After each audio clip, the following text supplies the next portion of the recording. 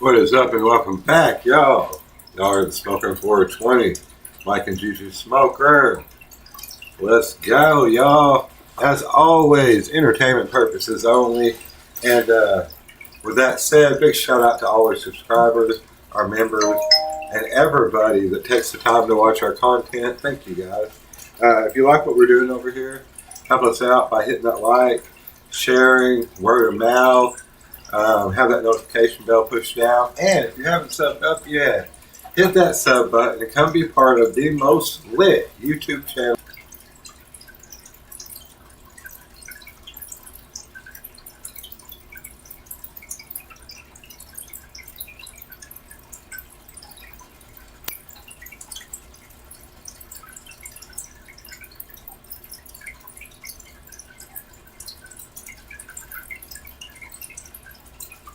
Ooh.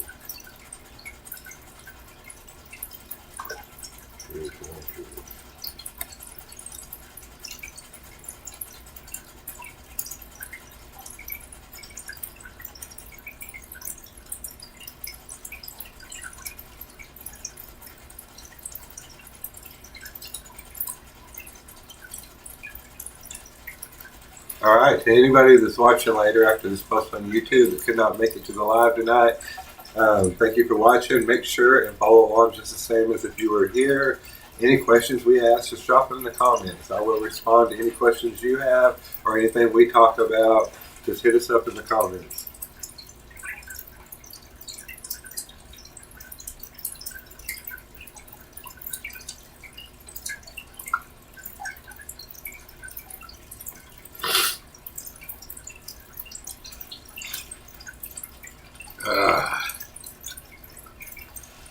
Damn weather change, y'all. Who else is like, it's going to be 70s in Arkansas on Christmas?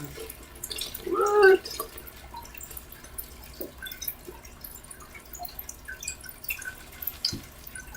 Crazy times, y'all. Crazy times.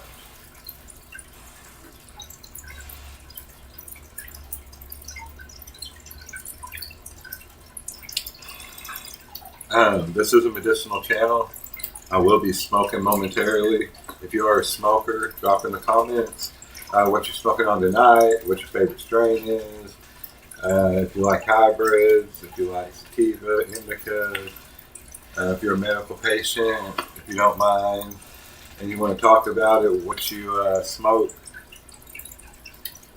what you're prescribed your medicinal marijuana for.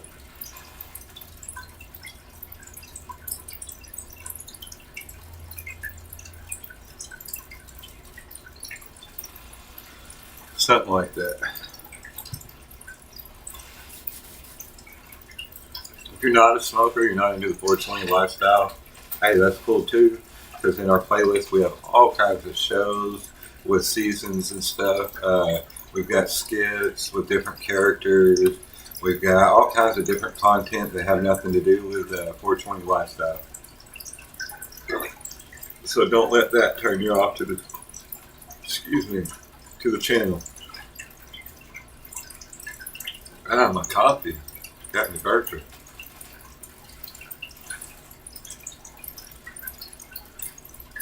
But what's up, y'all? So it's Thursday. We don't normally go live on Thursday, but here we are. Usually it's on Wednesdays, but we had some technical problems. I think we were only live for like 20 minutes last night, 30 minutes. Not real long. But we're here tonight. Juju will be with us here in a little bit.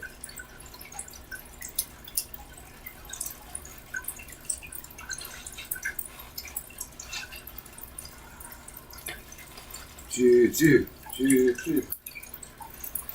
All's well in Bikini Bottom. Still haven't found where Patrick went to, but we found his house. So we've got Squidward in front of his house. We've got SpongeBob and Gary in front of Patrick's house. And in the right order, we have Patrick over there in front of Patrick, in front of SpongeBob's house. And then over here we have Patrick. But we don't have a Patrick. But we will.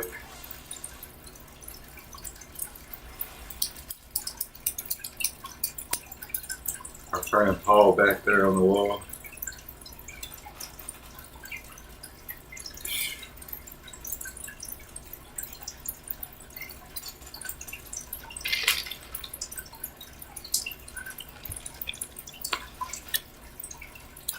Paul.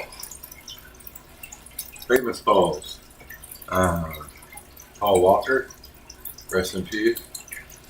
Paul Giamatti. Paul McCartney. Hey, 3. There's 3. Can you name 3 other ones besides that? Let's see.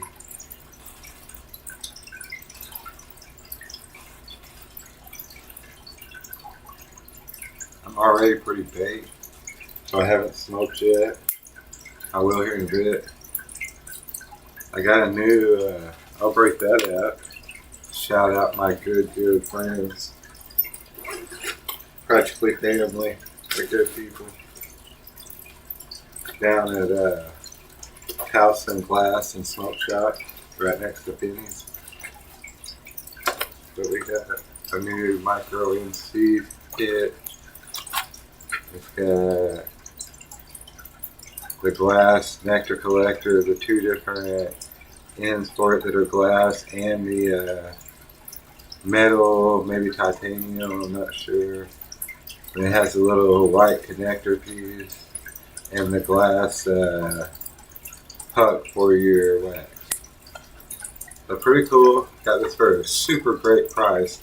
Down there next to Penny's, Towson Glass and Smoke Shop, y'all. Tell them that Mike and Juju sent you from Mike and Juju's Smoke Room. They will take care of you. They'll hook you up with good prices.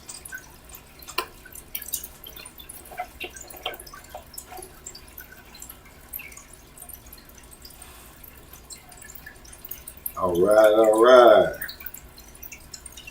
But we're going to break this in here in a little bit. Haven't used it yet.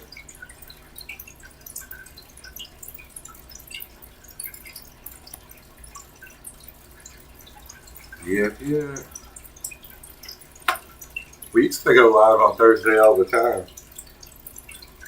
We don't much anymore.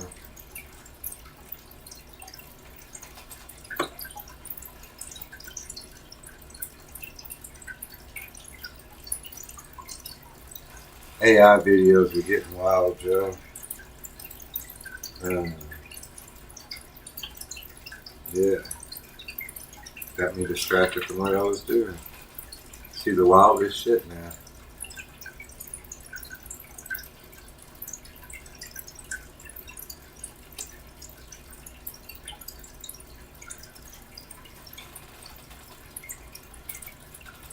Let's see something here. We're going to change the description at top.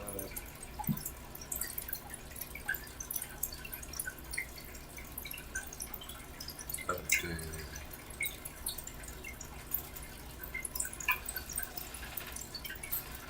Let's say update. Close, my precious. Wildin', y'all.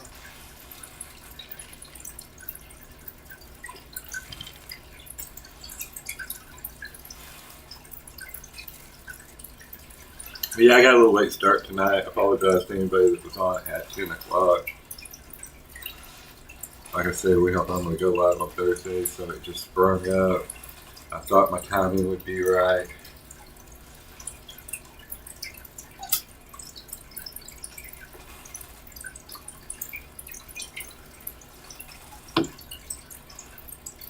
I love y'all.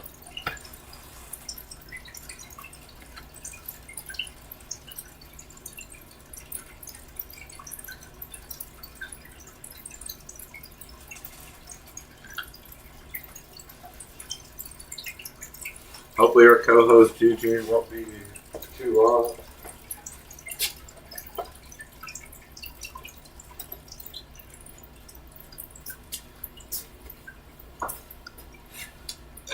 Oh man.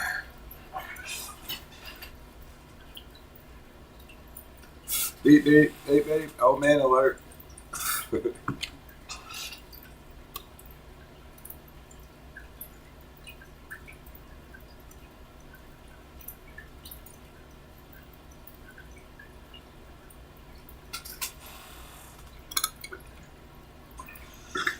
Excuse me. That coffee, boy.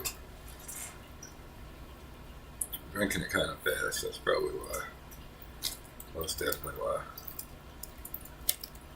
Y'all see that? That's a rolling paper.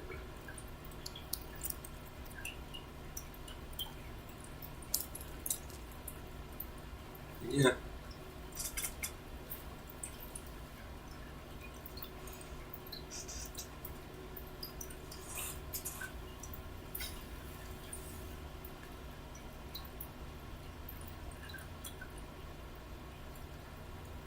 What is going on today?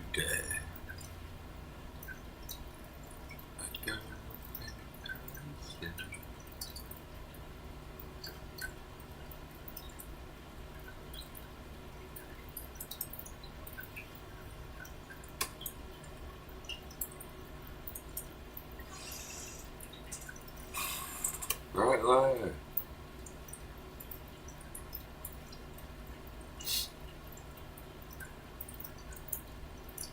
Hollywood star.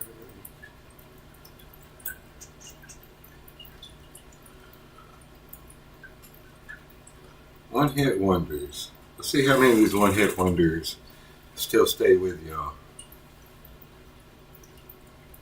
Kind of just get stuck in your head. I'm a teenage dirtbag. Jujus. How many of y'all remember that?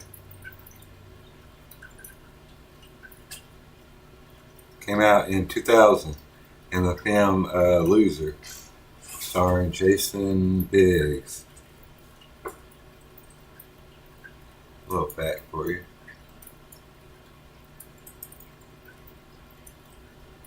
Who remembers Baja Men? Probably don't remember them, but you probably remember Who Let the Dogs Out. Ooh, ooh, ooh. Yeah.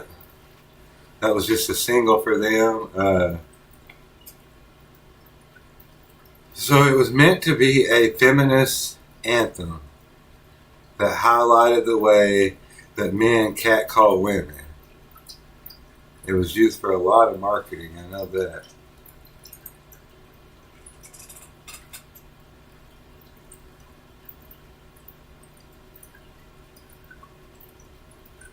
BB Mac 2000, Back Here. I'd have to hear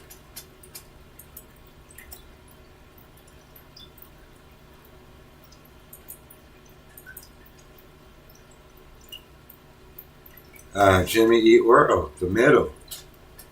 It's a good one. I think that came out right after they were dropped from Capitol Records, so even though a one-hit wonder, a big push for them, I guess. How about Vanessa Carlton, 2002?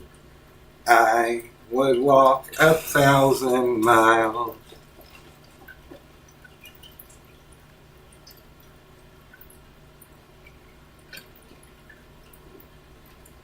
That's the one that Terry Crews made real popular in White Chicks. Y'all know. Headstrong. I'm headstrong. Yeah, I'm headstrong. That song was in Grind. Really good skateboarding movie. Back off, I'll take you on. Headstrong to take on anyone. I know that you are wrong, so I'm headstrong. Yeah, I'm headstrong. My bad, y'all. Stacy's Mom, 2003. Fountains of Wayne. That one really had a generational impact for a certain group of kids. I believe it reached number 21 on the Billboard Top 100. Who remembers? Feels like this wasn't that long ago, but it was kind of a tribute to a 70s sound, but it was By the Darkness. I believe in a thing called love. I believe in a thing called love. Y'all know it. I ain't gotta sing it. UK hit. Also did good here.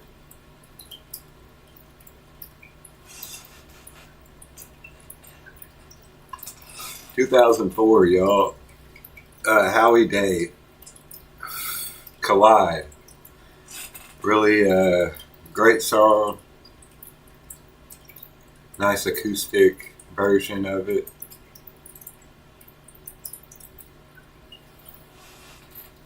Oh wow. 1985 by Bowling Pursuit. Came out in 2004. That was a good one. That was one of those angsty teenage songs of that era.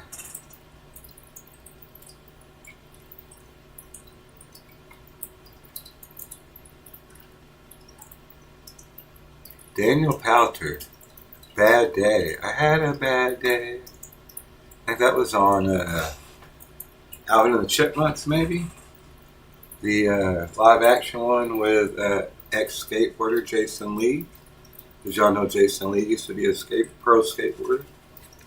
Yeah, really big part of skateboarding. Really helped push the skate video scene.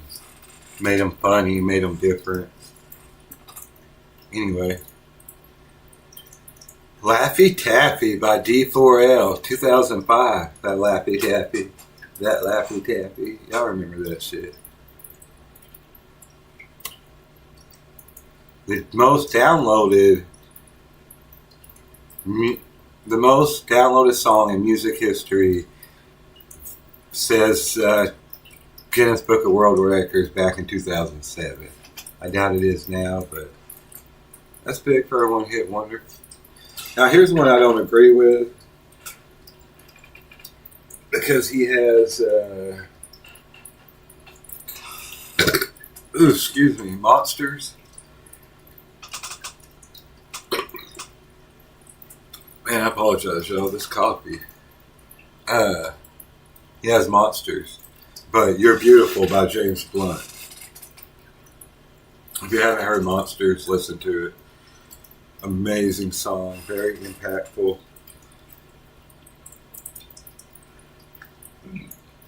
Oh, I forgot about this one too. Sorry I keep burping, y'all. Chicken Noodle Soup. Young B and Webster featuring the Voice of Harlem. 2006, y'all. Chicken Noodle Soup.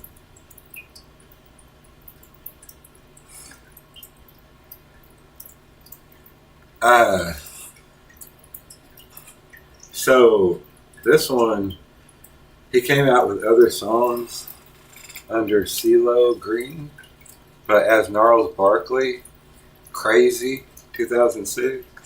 You're crazy, I'm crazy.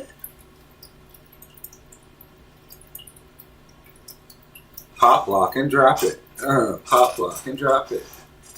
2006 by Huey, y'all. Y'all remember that shit? It peaked at number 2 on the Billboard's Hot Rap Song Chart. Rest in peace to Huey. He was unalive in a shooting outside his family home about 5 years ago.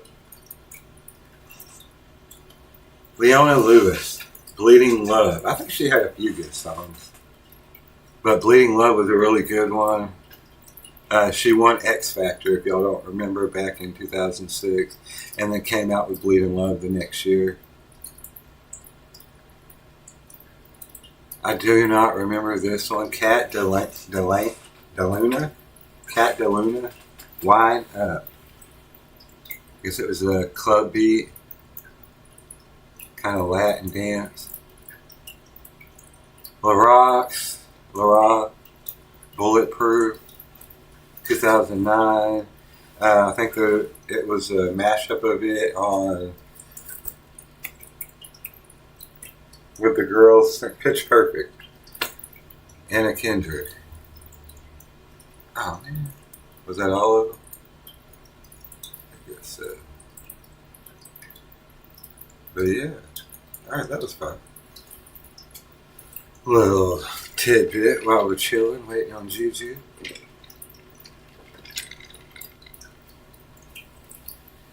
Any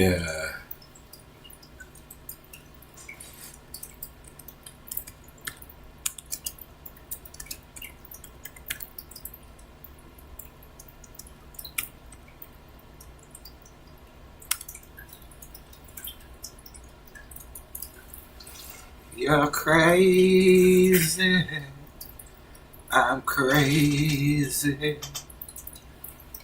we're crazy.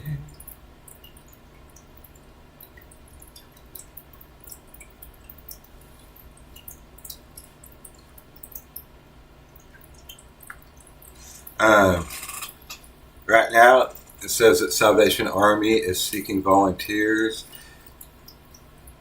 and they're needing help this year. So if you are someone that volunteers and wants to do some kind of volunteer work, seek out your local Salvation Army.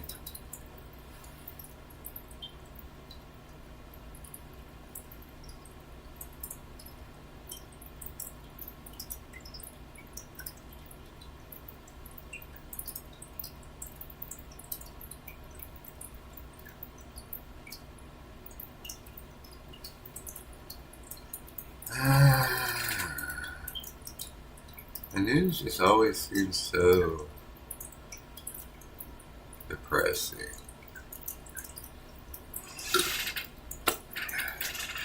Excuse me, y'all. Like, it's always a bummer.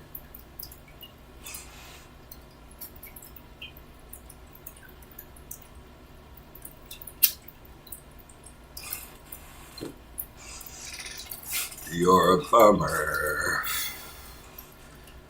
The winch. Oh, no copyright. Entertainment purposes only, yo. Come on, Max. I mean, Casper.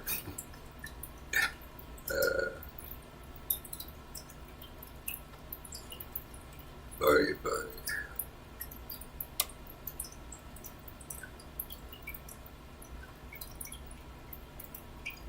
News from your hometown news. Yeah. Bunch of depressing stuff. Rob Reiner case.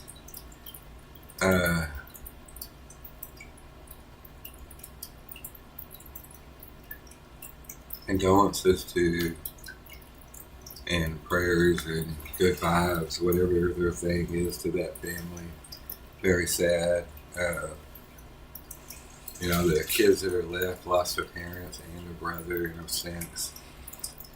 But in the same sense, there's so many other people out there that need that same kind of light shed on their case, just because they're not popular. While I'm speaking about that, we have another channel, Murder with Mike's Wife, where we do just that and shine light on murder cases and missing person cases. That's a separate channel, by the way.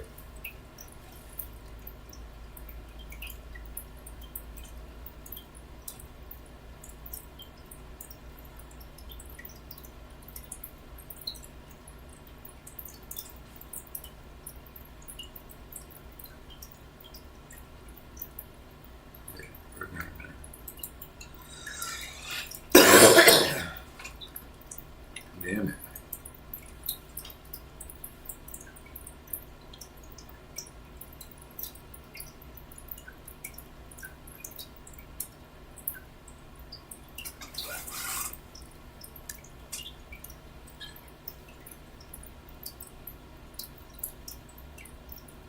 Gina Fisher, 1995.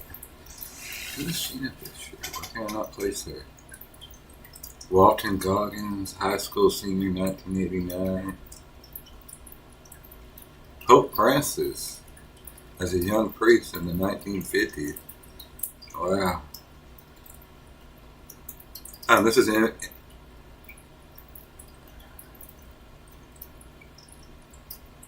These sources that we're using right now are MSN News, by the way. Sorry. Just want to make sure I said that. Catherine Bell, 1995.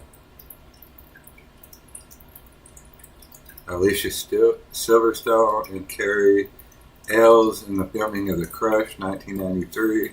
That's a crazy movie.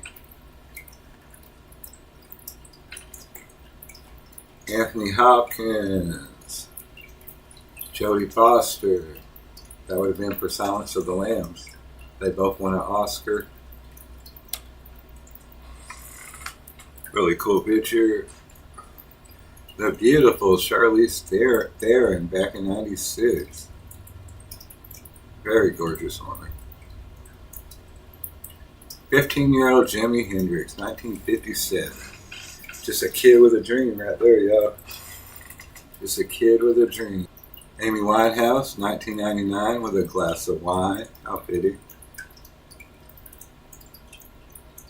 Diana Spencer. That would be, is that Lady Diana? Before she became Lady Diana? Sigourney Weaver and Winona Ryder. She's quite a bit taller than her, 1997. The year after I graduated high school, you know. Fran Drescher, beautiful woman. 1997 as well.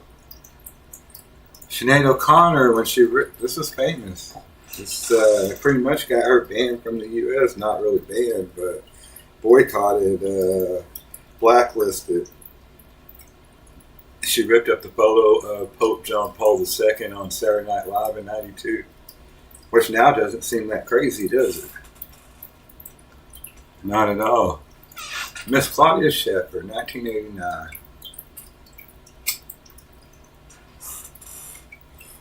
I believe she was a model. Keanu Reeves and Carrie-Anne Moss. That was right after The Matrix, 1999. Does not seem that long ago, but it was 25 years. Sofia Vergara with her son Manolo Gonzalez, 90s throwback.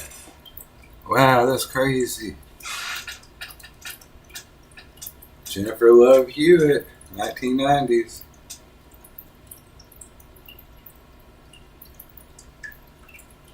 Frances McDormand taking her Oscar for Best Actress in '97 for Fargo. Oh, Fargo. So this will be the Paris Hilton and Nicole Richie dressed as fairies in the late '90s for Halloween. So they were friends growing up. They had a show called Simple Life.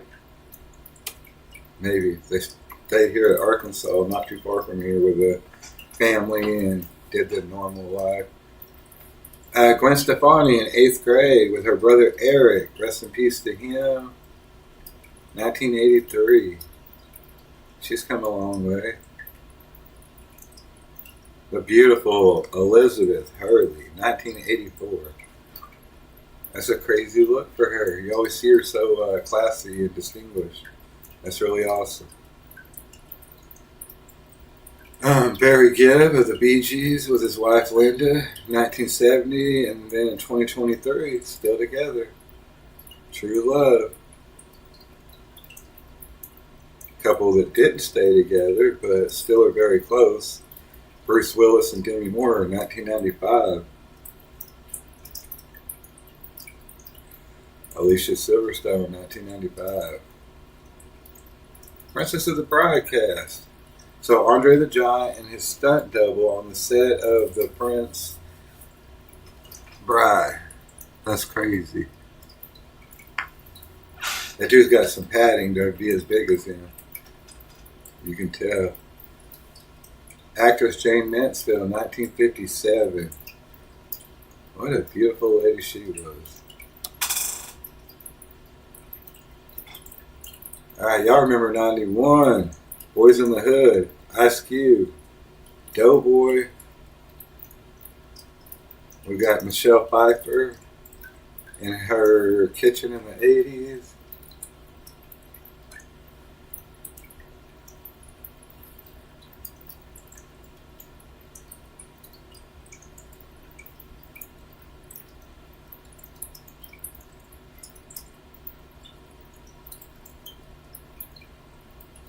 So was this the 80s?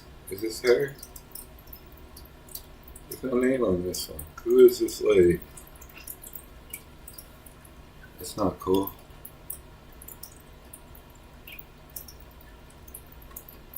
Natalie Portman, when Star Wars came out back in '99. Well, that was a big deal, wasn't it? Bruce Willis, right after Rumor was born, 1988. Carrie Fisher, during the filming of Star Wars, says that she thought the movie would be a disaster. Mr. Johnny Depp and Sherilyn Fenn, they were dating back in the 80s.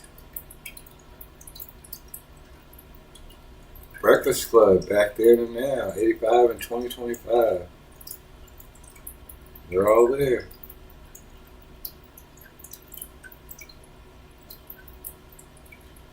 Oh, this is a cast. This would have been, it was a baby shower for Carrie Fisher, maybe? Yeah. So we got Meryl Streep, Penny Marshall from Laverne and Shirley, Carrie Fisher, Bette Midler, and Sally Field. That's a cast. Or that's a group. I guess it's not a cast. Monica Bellucci, 1989. NASA 6 Women Astronauts, 1979. First 6. Okay. Miss Carrie Fisher, 1980.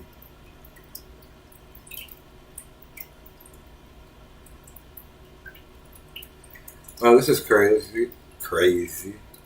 Lee Miller, a female American combat photographer, taking a bath in Hitler's Munich apartment, April 30th, 1945. That's crazy, y'all. Hey, shaking the tree, boss.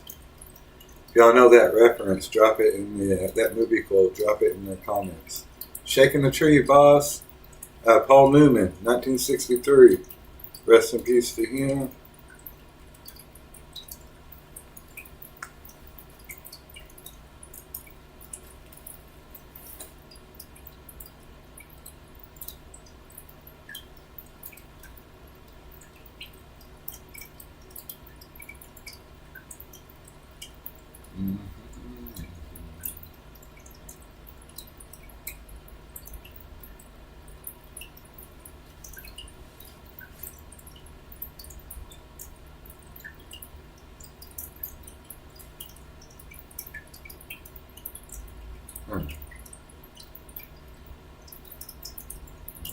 Play that. What you got?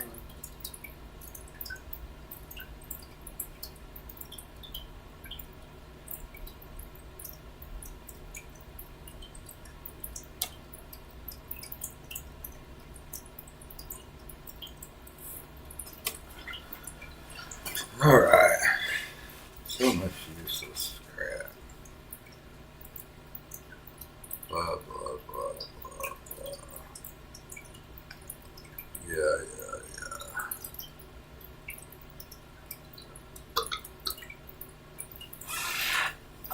Ooh, I cannot quit burping.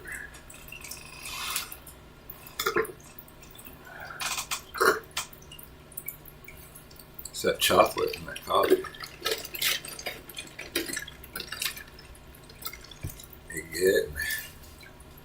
It's getting me. All right. Well,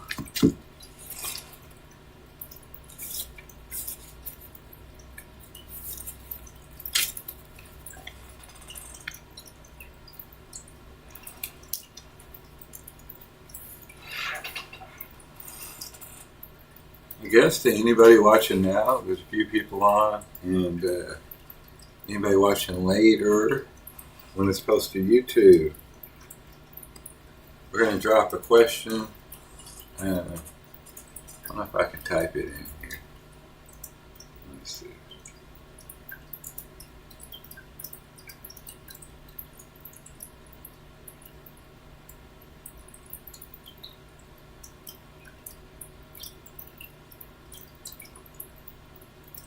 this time. If you could change one thing about the world, what would you change? Only one thing.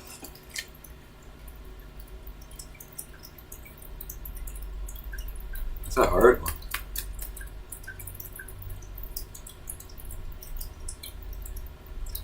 Because there's so many things that could be changed, but if you could only change one single thing.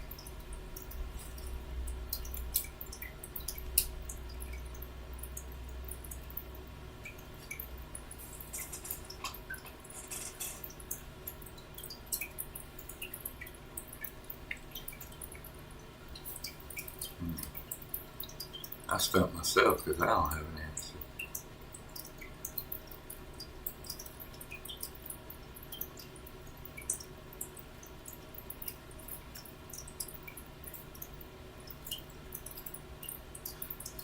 I get. Ooh.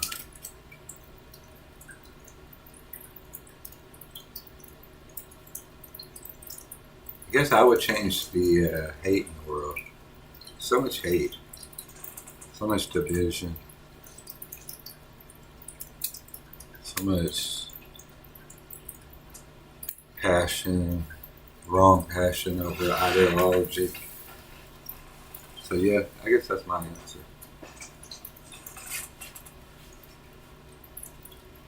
For sure.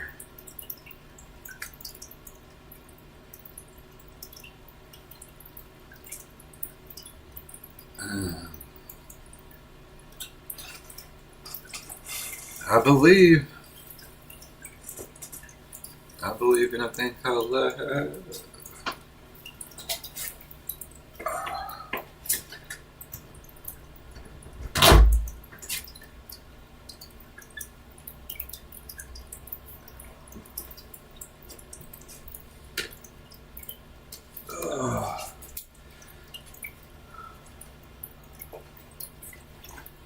Let some smoke out of here. Get fresh air in here. If y'all don't know, we're here at the Smoker in 420. Mike and Jujus Smoker. I am your boy and your host, Mike. I don't think I said that tonight, but most of you know. Ooh. This coffee's messing with me, y'all. If y'all didn't already know.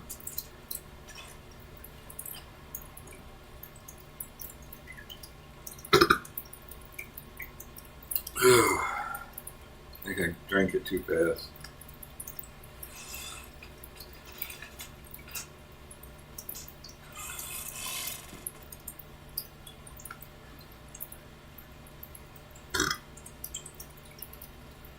I'm gonna quit in a minute, hopefully.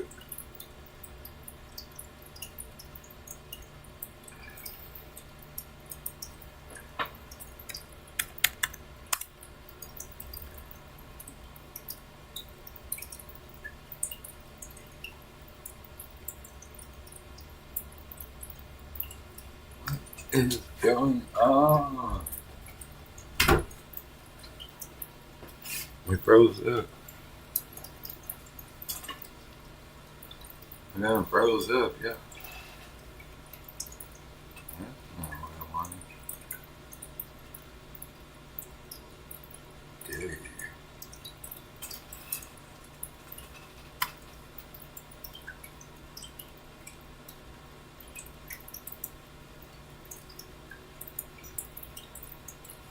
Alright, let's see what this is. Not guilty of... A man rescued a woman who was almost hit by a car in broad daylight, but was accused of sexual harassment. I didn't see nothing in that video that was out of line. That's the kind of world we live in. You do something good for people and you get taken advantage of.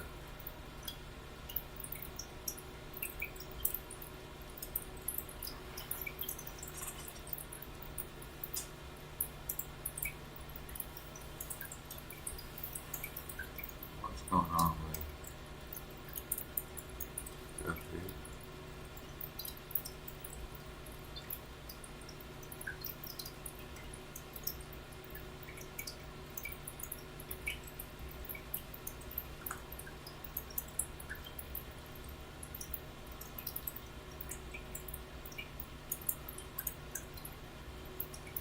Aw.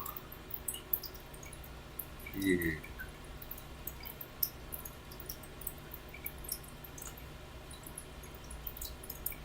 That's working fine. That's working fine. I'm online.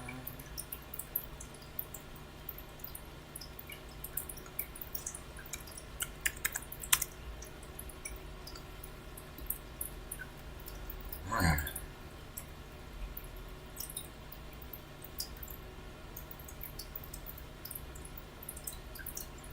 Seen a lot of crazy stuff like that though lately, where someone protect themselves from people beating them up, like a single mom with her kids getting attacked by a man in road rage, and she shot and killed him and unalive, and the family's trying to sue her. I think there might have been charges. I don't know if they stuck or not, but that's crazy.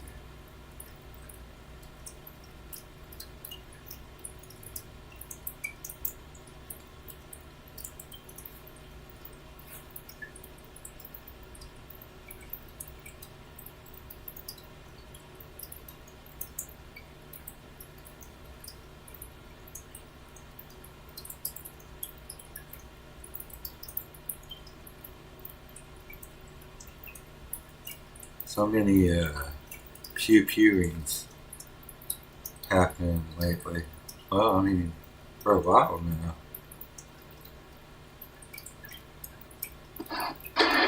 Good evening, America. 11 months ago, I inherited a mess, and I'm fixing it. When I took office, inflation was the worst in 48 years, and some would say in the history of our country. So while many as a Christmas payment funded by tariffs, and this is, they're going to... I bet you. I need to click on that.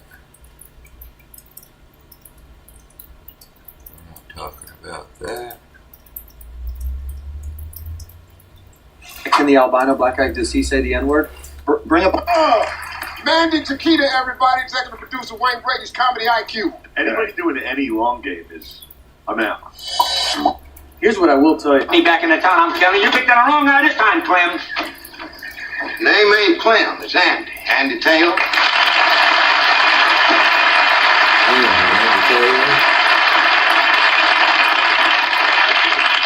Have your driver's license? Yeah, you can have my driver's license. You'll kind of take a look at my name. You'll discover that I'm somebody. Well, you know I knew that the minute I laid eyes on you. Huh? Yes, sir. I never seen a car yet that wasn't being driven by somebody. So you want to ad-lib with me, hey, Sandy? Why don't you stop arguing? After all, you did go through a stop sign. Big Mac, there's a dead body. Hey, Mom. Yes. I wasn't sure what I was supposed to wear to the pre-ejaculators meeting, so I just came in my pants. Oh my God. Hey, Mom, Yes. why do women rub their eyes in the morning? Because they don't have balls to scratch. Oh my God, Brian. Hey, Mom, Yes. have you heard of the book about the transgender whale? No. It's called Maybe Dick. Maybe did. She liked that. Hey, Mom, a male whale and a female whale are swimming when the male whale notices a whaling ship and says, that is the one that killed my father. So let's swim under it and blow really hard and we'll flip the boat over and kill them all. So they both go under there and fill it, or blow, the boat flips, but the male whale sees this crew is swimming away. So he says, let's go swallow up the whole crew. And the female whale says, you know what? I fell for the blowjob, but I'm not swallowing the semen. Hey, Mom. That was a long joke. Here's my home. Damn, Harry, what do you do? Jesus Christ. You sat on the second row, you got your arms crossed, and you were staring a hole in me, and you didn't think I was going to talk to you? I got married this summer, so I'm a big boy now. People don't say hello, Korean. 안녕하세요. If they go, Because they don't make homeless people the way they made them when I was a kid. You know? When I was a kid, a homeless guy was a bum, he was a vagrant, somebody down on his luck or whatever, you know, a wino. They didn't have this Shutter Island shit going on that they had out there, like people talking to trees. You're like right here having like eggs Benedict. We have an update on that tropical storm we've been tracking. When I was about 12 years old, I was doing a television series. Dude, if he fucking jumped, oh my. Was he a dog? What the fuck are you doing? Check your panties. About 100. You know, a lot of people don't know this. Shaquille is an Arabic name for handsome, and O'Neill is the Irish word for just kidding. Here's how easy it was to get away with bank robbery back in the 30s. As long as you weren't still there when the police arrived, you had a 99% chance of getting away with it.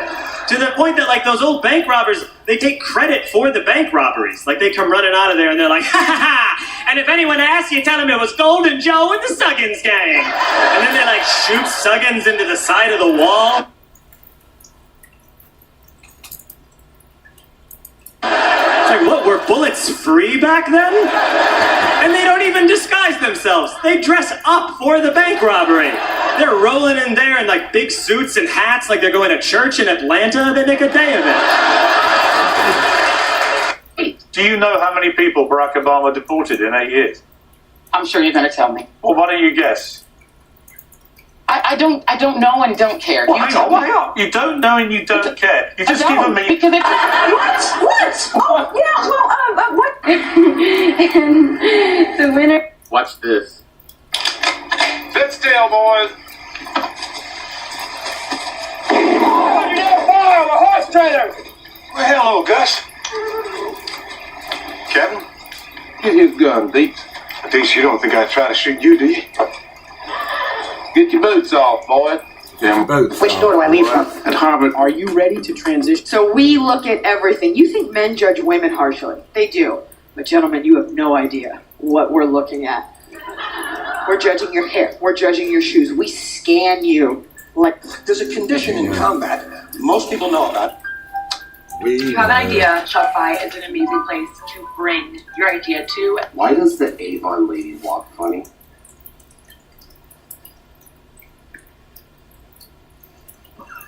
Because her lipstick. oh no! Oh my god! What do you call a tent full of lesbians? I don't know. Finger hut. Oh my god, Brian! He said finger hut, y'all. Because they think men care. Hey, Mom.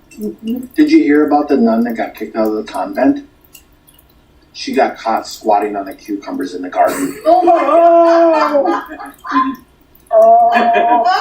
Look, yeah, right. What's the difference between a refrigerator and a gay man? A refrigerator doesn't fart when you pull your meat out. How do you... Why does the Avon... Applying for disability benefits? Nah. When calling this... Now come on in the house and say bye to Charlene and the kids. Hell, you don't want to talk to you no more, you empty-headed animal. When you hang out with a lot of broke people all the time, like I do, everything's always fancy to them. You know, like the other day, I was hanging out with my mom, and so we were out to dinner, and she was like, "Oh, this is so fancy," and I was like, "Mom, it's Olive Garden. Of course it's fancy." When you hang out with a lot of broke people all the time, Hey guys, updates. Every relationship, there's the person that does the dishes and the person that lets them soak, right? I don't like when people make food at their house and bring it. Let's talk. Fuck. What's up, Jared? What's up? When a veteran doesn't have... No, pimps don't pray. The hoes is the prey. Daddy, your mama was a hoe. I guess... Your mama was a hoe. I get sentimental when I think about it. Because your mama was a hard-working hoe. She was committed to being on top of the game. All the teeth out her mouth. She had her tonsils out and everything. She wanted to be a professional. You know what, Daddy? That's okay, a joke, you know your baby. mama was my first, so she's my bottom. Daddy said, "Hey, baby, how are you?" What are you doing? Hey, are you trying to be? White kids are just as shocked to find out black kids don't talk back to their parents as we are when we hear them talk back to theirs. Hey, Mom. Did you hear about the new Viagra drug that came out? Mm-hmm. It's called my coxafloppin. My coxafloppin, the new Viagra pill. Hey, Mom. Mm-hmm. Why can't Helen Keller drive? Because she's blind. No, because she's a woman. She's a woman. Hey, Mom. Mm-hmm. What's the difference between a priest and Woody from Toy Story? Oh, I have no idea, but I bet it's awful. Woody goes limp when a child walks in the room. Gee. Hey, Mom. There's a 4-year-old and a 6-year-old. They decide it's time to start swearing. So they go downstairs and Mom says, "What would you like to eat?" The 6-year-old says, "Hell, I'll take Cheerios." Mom starts chasing him around the house, whipping his ass because he's swearing. She chases him into his bedroom and locks him in there and comes down to the 4-year-old and says, "What do you want?" He goes, "Well, I don't want the fucking Cheerios." I don't want the fucking Cheerios. Hey, Mom. What's a nearsighted gynecologist and a puppy have in common? I don't know, but I'm sure it's awful. They both have a wet nose.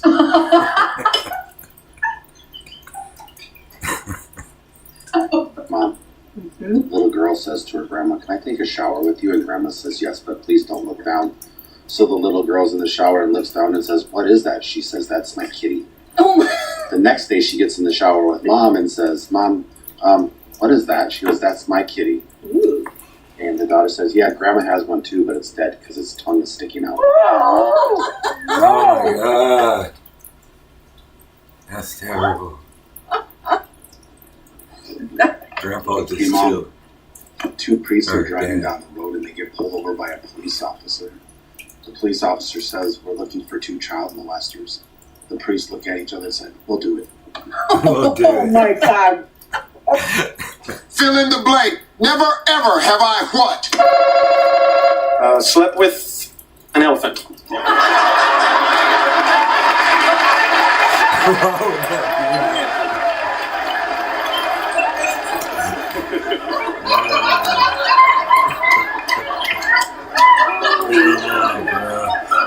Yeah, that's all I got. That's all I got. Yeah, That's I wild. laid up there, but I bet that's true though. Yeah.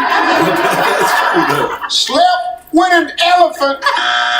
Jason, name a popular Tom Cruise movie. Mission Impossible. Tom Cruise. My man. Tom Cruise. Name something you think Steve Harvey spends a lot of money on. Wife, Steve. Yes! It's why. Should be the #1 answer. Not women. Marjorie. If you knew Steve Harvey was at your door, you'd answer it wearing what? Ron. A lingerie. Miss Carol. Nothing. Nothing. Nothing. There's the lady. All right now, get yourself in a situation. A pretty woman winks at you at the bar while your wife is in the bathroom. What do you do? He took his hand off the He took his hand off the buzzer. No. Fill in the blank. Never ever have I what? I have some good news. We get y'all.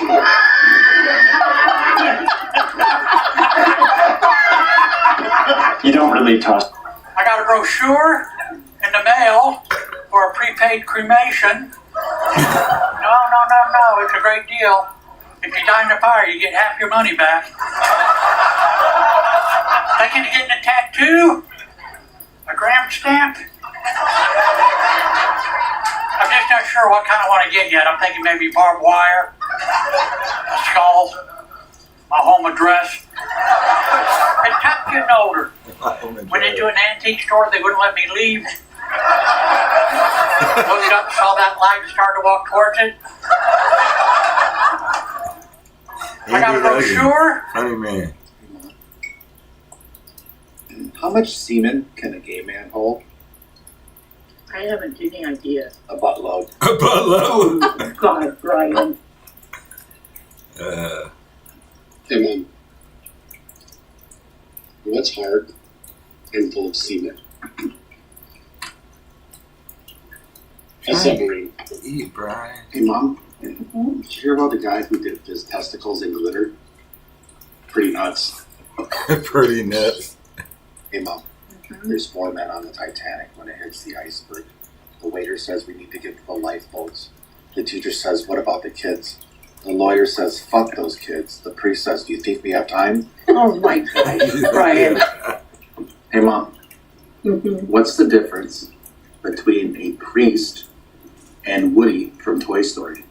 I heard these. Hey, Mom. What's the hardest part about eating a vegetable? I don't know. Putting them back in the wheelchair. Jesus Christ. Oh, my God. Oh. Oh, my God. Hey, Mom. Did you hear about the new Viagra drug that came out? It's the flop. For tubes. But I will occasionally have a bourbon every night. Hey, Mom. Things I do with the. Hey, Mom. Yes. Why does Miss Piggy douche with honey? I don't know. Because Kermit likes his pork sweet and sour. Oh, my God, Brian. Hey, Mom. Why do women close their eyes during sex? Because they can't stand to see a man having a good time. Hey, Mom. What's worse than 2 lesbians running with scissors? Lesbians scissoring with the runs. My God. Hey, Mom. It's always when What do you she's call eating. 2 lesbians in a closet? A liquor cabinet. A liquor Hi, cabinet. Brian. Things I do with the extra. A great time to be a parent, by the way. Could you imagine? There was a time you could just tell your kids to shut up, right to their face.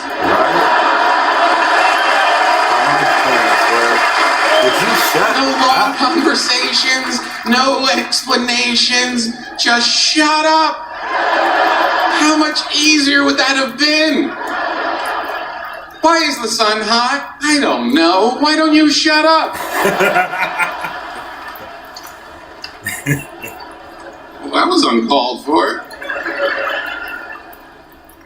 Even easier to be a father back then. You weren't even considered one of the parents. You just had to show up and hit everyone once in a while.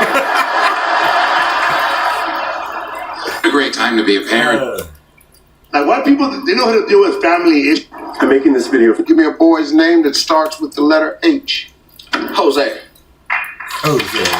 Stan Smith. I'm gonna turn Guantanamo Bay into an Airbnb. Ryan Griffin.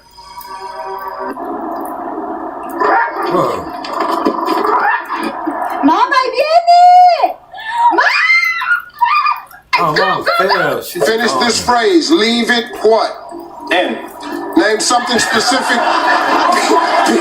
Name some specific people. I'll fish them out. Is this real? Oh my. I don't understand this world. Hey, Mom. He cannot get it out. What happened to Mom? Silent treatment is it's a very common thing. Everybody knows what it is. I think women are just born knowing it. I don't think you're taught it. I don't think it's like my mom did it and her mom. Here's what made me think of that. I rewatched the movie Sixth Sense.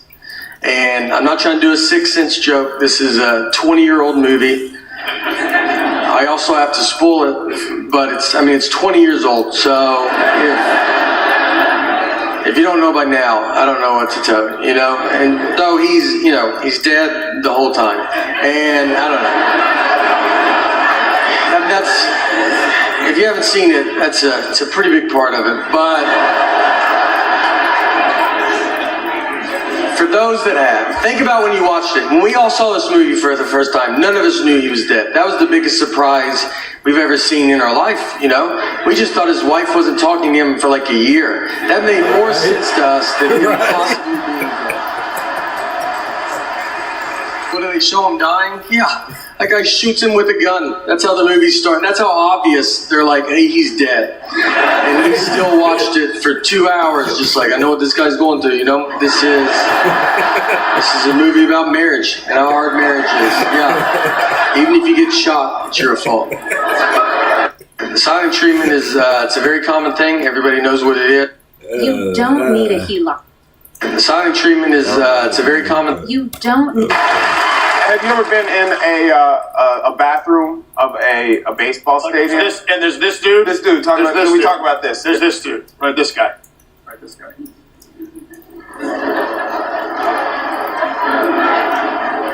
All right, fellas, tap it any more than 2 times and you're playing with it. Guys, pretend like it's his joke. This joke has been around since 1867. Right. You remember? Can you imagine? Yeah. They did that in cowboy times. Yeah. I'm happy to be here. I've been going through some changes at my house. We dropped off my last daughter, my last child, my youngest, off at college. And they're all gone now. And nobody tells you how hard it's going to be pretending to be sad.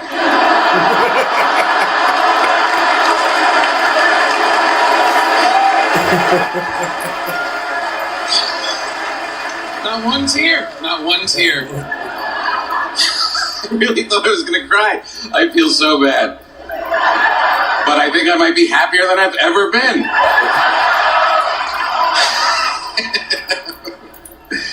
And it's all right, you know, we did all the things. Like, I love her to death. I love both of them. I love them to death. But, you know, we had a good run. It's over. And I think they want me to be happy. You don't want to think your dad's, like, home in your empty room crying his eyes out. You want to think he's all right, moving on with his life, microdosing and watching Rick and Morty by himself. That's what I'm doing. I'm happy to be here. Top 5 answers on the board. Here we go. Name something you'll step outside to do in the nude if it's dark. Gary. Run.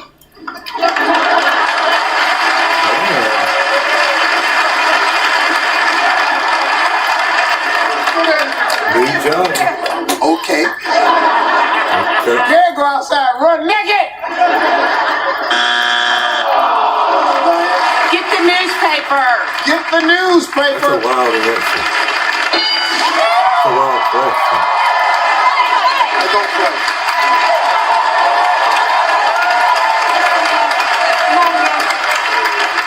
Hey, Leah. Name something you'll step outside to do in the nude if it's dark. How about let the dog in? Let the dog in. Let the dog in.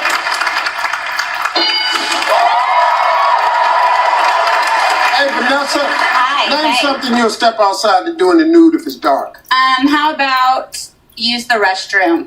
Yeah. Not me. My son.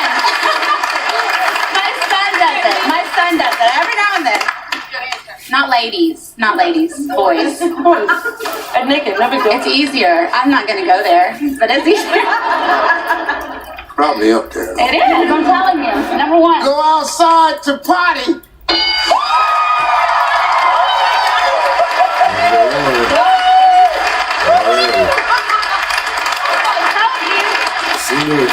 Shelly, no strikes. Name something you'll step outside to do in the nude if it's dark.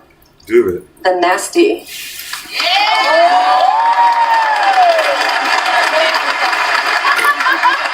Do it. Nasty. Nasty. Oh, you're so nasty. Yeah. All right, Ann, here we go. Name something you'll step outside to do in the nude if it's dark. Get something out of the car real quick. I've done it.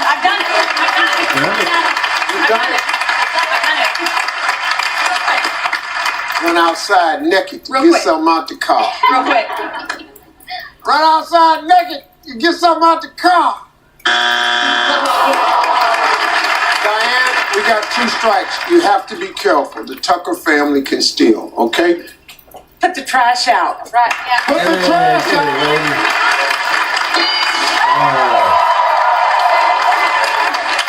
One answer left. If it's that, you clear the board. Name something you'll step outside in the nude to do if it's dark. What about check the mail? Oh, yeah! Check the mail! I guess if you haven't checked it,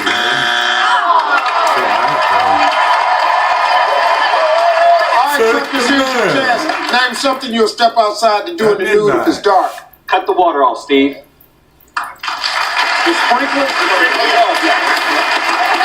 Go outside, cut the sprinklers off.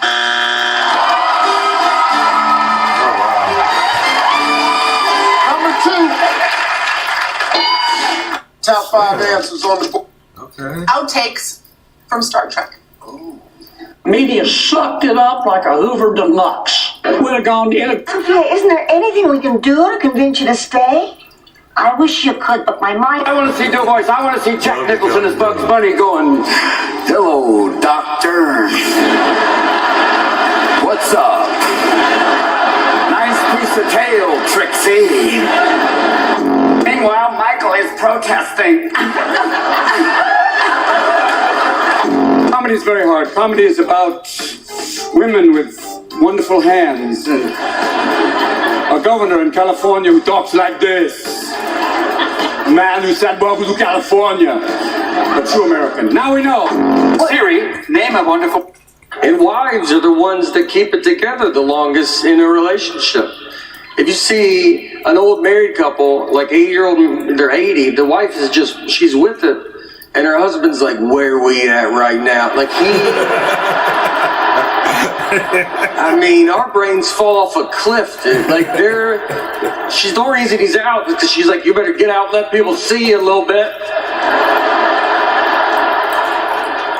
It's like some zookeeper walking some old gorilla around. Let the kids touch you. Everybody's trying to feed them. Don't feed them now. Well, I think he wants it. He definitely wants it. He's too dumb to know he can't have it. And wives are the ones that keep it together the longest. I have a sister, and she is 10 years younger than me. My wife is the man of our house. Man of our house. And it can become hard because she'll hire someone to fix something, and they always come talk to me. I just think they're used to talking to husbands, and they come to me, and I'm like, "I don't know why you're here."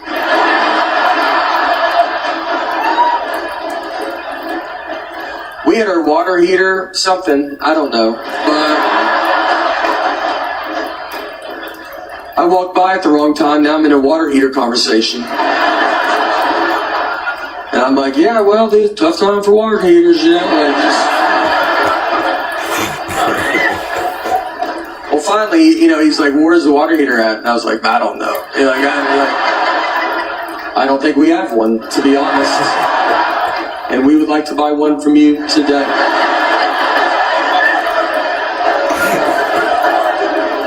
So if we could go out to your truck, I would love to pick one out. And he was very confused by this. He didn't know what to say, but, it's a new time. So he was like, "Is your husband here by any chance?"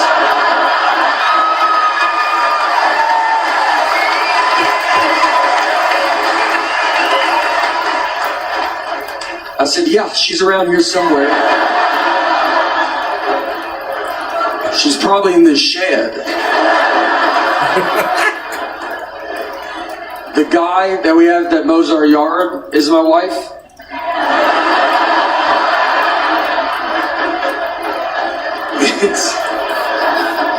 It's free, which is nice. I don't care for the tone it is mowed in.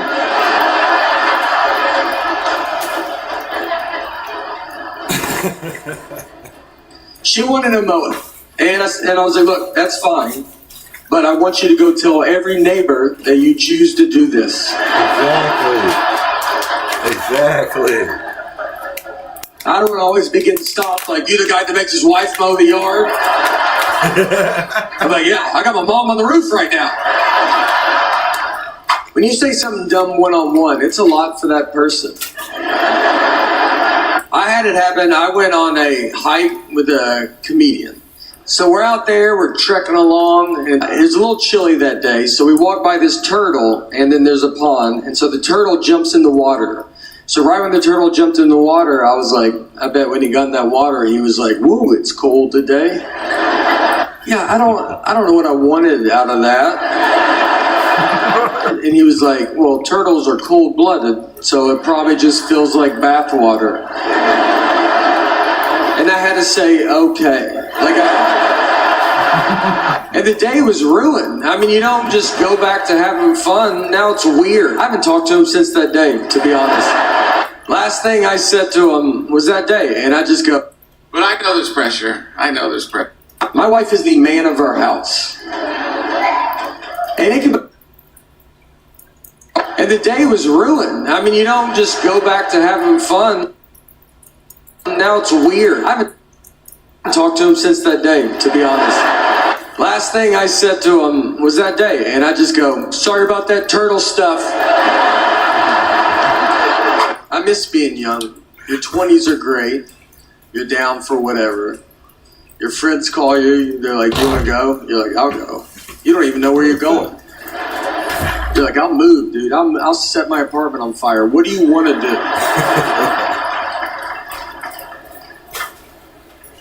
Your 30s come and you're like, where are we going?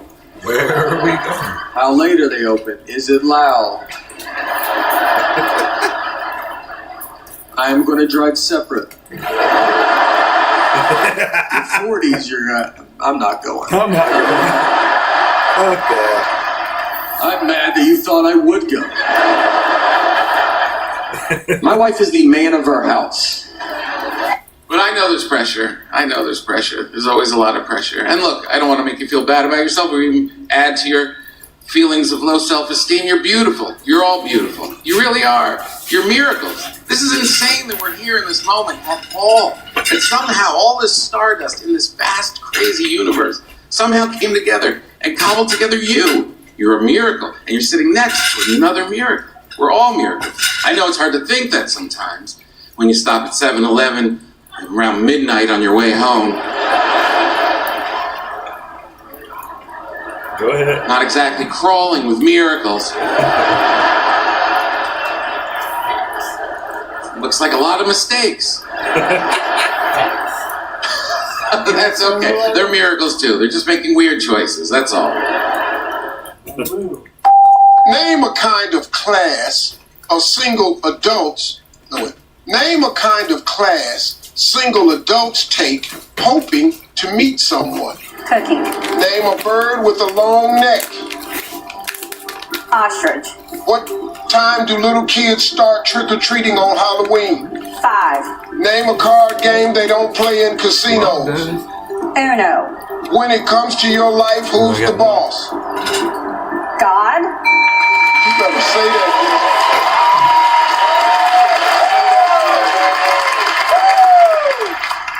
Name a kind of class single adults take hoping to meet someone. You said cooking class. Survey said. All right, that one great. Name a bird with a long neck. You said. I've seen it through. Ostrich. Survey said. What time do little kids start trick-or-treating on Halloween? You said 5 p.m. Survey said. Name a card game they don't play in the casinos. You said Uno. It would be packed. Survey said.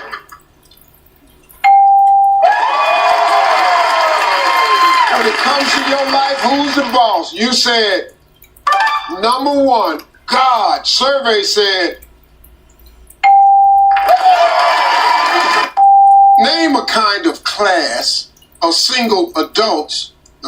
Name a kind of class single adults take hoping to meet someone. Cooking. Name a bird with a long neck. Ostrich. What time do little kids start trick-or-treating on Halloween? 5. Name a card game they don't play in casinos. Uno. When we asked 100 married women, I think my man is blank even if no one else does. Okay, how many times you want to hit it?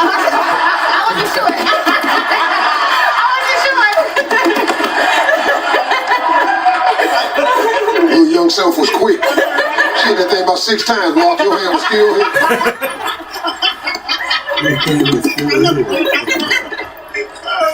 Fine, okay.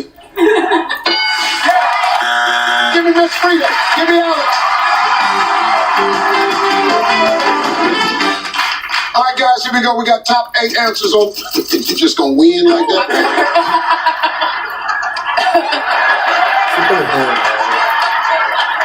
So just ask when you want to. The skinny tail ain't gonna beat me on the bus. I'll tell you that. Name something a man might name after himself. This buzzer. Listen.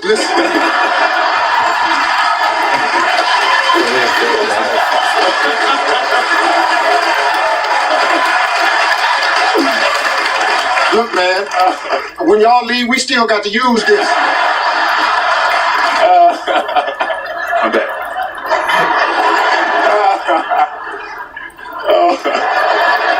When he hit it, it said. What's his answer? I forgot the answer. Name something a man might name after himself. Your answer. I know the question is right here.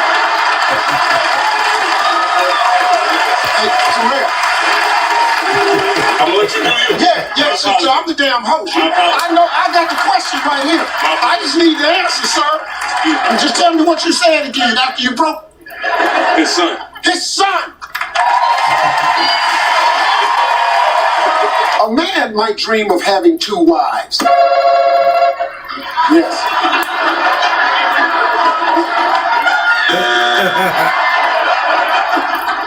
Okay, here we go. Let me finish the question. A man might dream of having 2 wives, but then he'll also have 2 what? You can't play no more.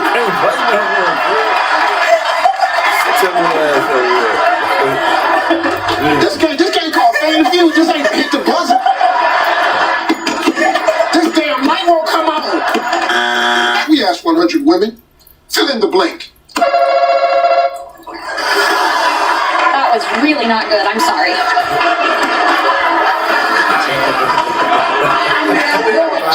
She said, that was really not good. I'm so sorry. Does she have to give an answer? Yeah. So, you can give any answer. I'm sorry. I'm sorry. I'm sorry.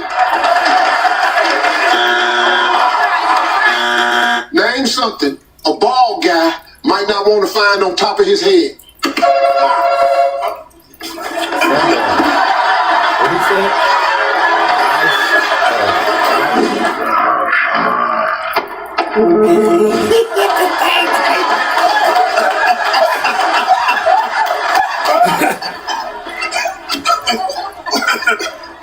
What I need to do?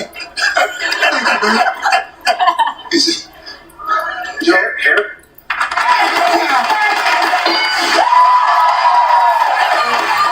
Well, he said fly. His answer was fly.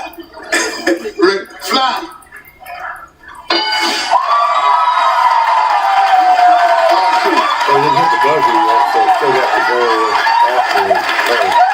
Fly.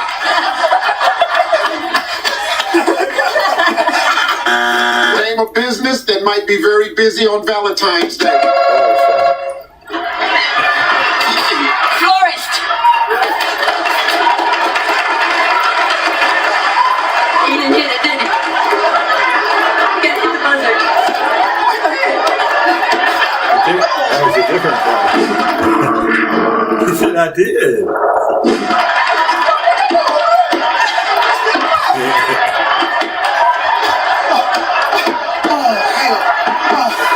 The forest! Look at the French, Steve.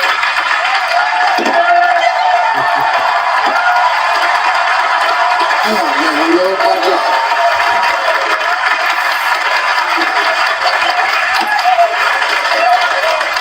But after he hit the head, he looked surprised. The light ain't on. We asked 100 married women. I think my man is blank even if no one else does. First thing she did when we got married was take my spine away from me. She did. She keeps it in her purse. It's handy in case I have to do something manly. 3 o'clock in the morning. I heard a noise. Here's your spine. Go down and see what it was.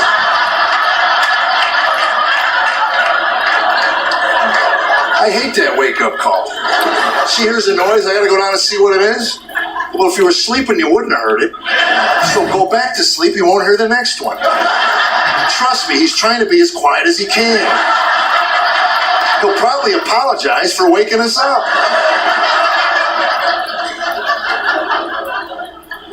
She should go down there. If he tracked mud on her new hardwood floor, she'd rip his thyroid out.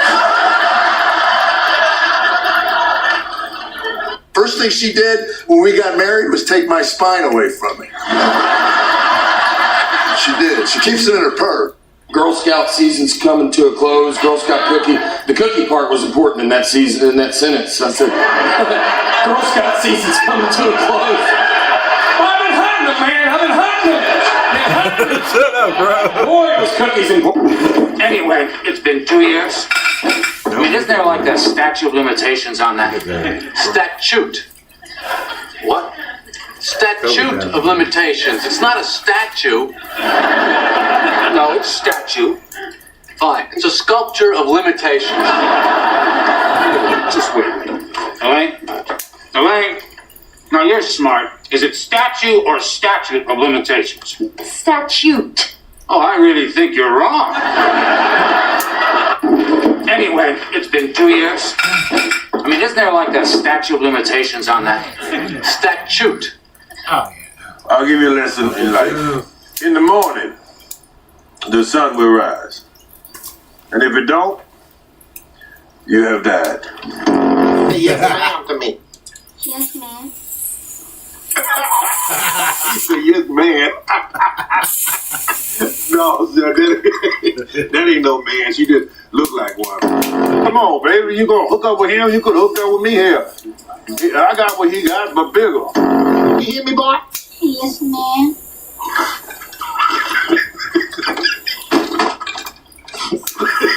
Boy, you cute. He said it again. He said it again. He said it. Oh, look, that is one big cup. You know, they said it a few times about me. I'm glad you noticed a king when you see one. All right, question. What is it? Why the hell all these Negroes in this house? Is this a homicide? You don't think I could actually arrest you? And I protest all over your ass. I protest all over your ass. What for? Violation of my protocol civil right of January 6th on the U.S. Capitol. That I can smoke weed if the weed is right. Joe, if you burn down the damn house, where you gonna live? You act like it was cool. Under that big ass dress with the rest of them critters. These are knickers. Then she just damn flashed me. Actually, it almost turned me on a little bit. What it look like? It look like a nickel. She don't shave. It's black. It's black. I'll give you a lesson in life. In the morning, the sun will rise. Rejoice! Oh, Always dreamed of working with Kathy Bates.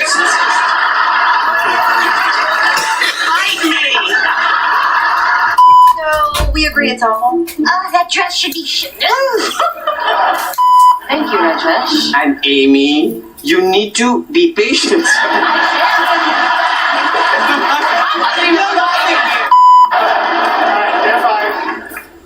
You need to control yourself. Well, Boo! Okay, you know what you sound like? Babies. Two whiny. honey, I just wanted to say good luck and hope there's no hard feelings. Hey, Romeo, repair your relationship on your own time. Oh, in the face. And dance in our underwear. I'm sorry, she said ew. I always dreamed of working with Kathy Bates. You want to receive, brother? No, you good, brother. Are you? Yeah, again. Yup. People drink this early, man? Hell yeah, bitch. I work third shift. Fuck you talking about magic business. All right, man. All right. What the fuck?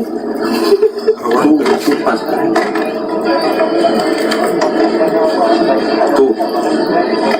Oh, hell nah.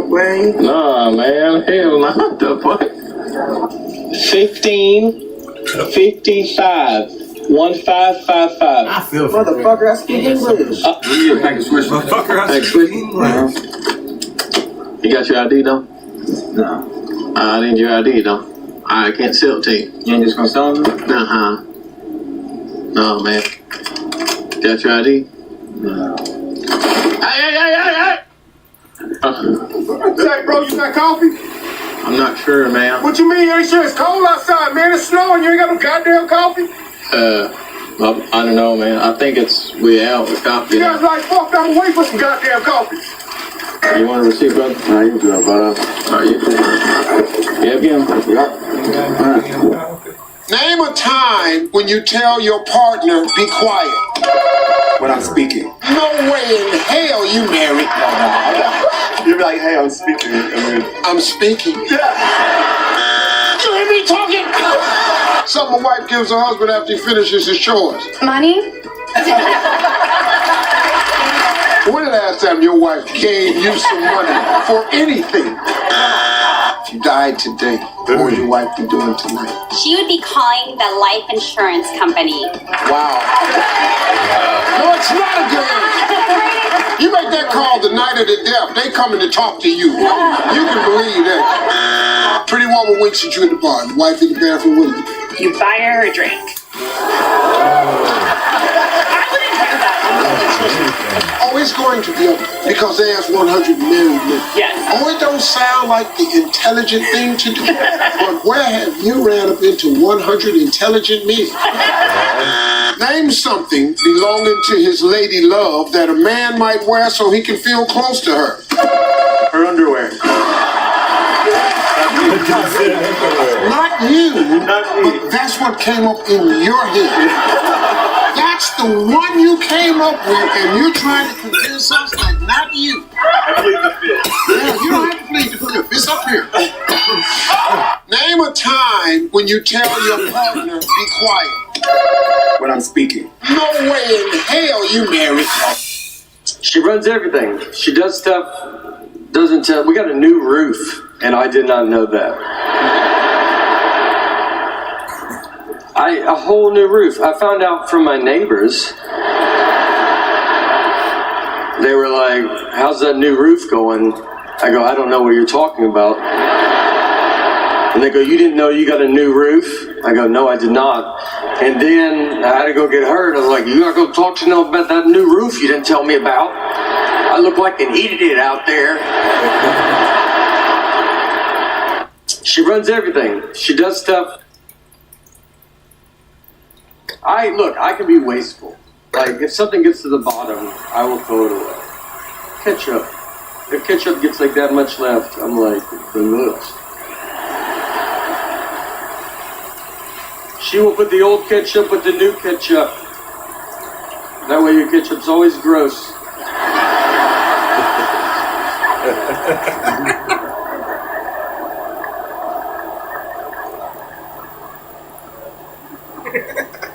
Toothpaste.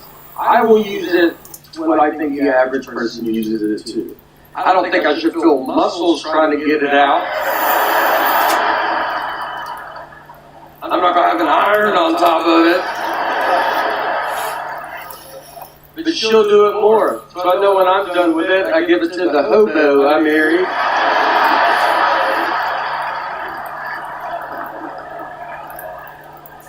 She cuts it, gets it all out. My parents are getting older. They're not super old. But they're at the age where, if they trip, they will fall to the ground.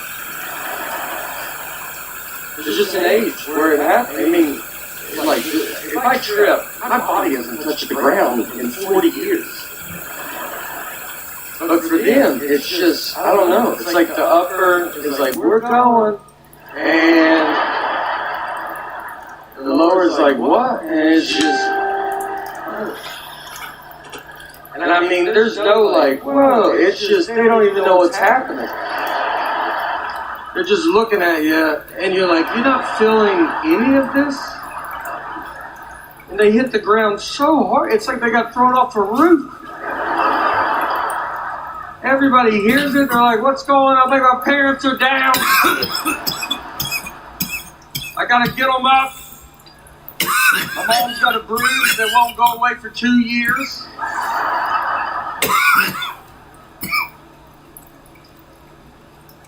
I just walk ahead of them now. I'm like a Sherpa. Just let them know the terrain we're about to hit. Got a little carpet coming up.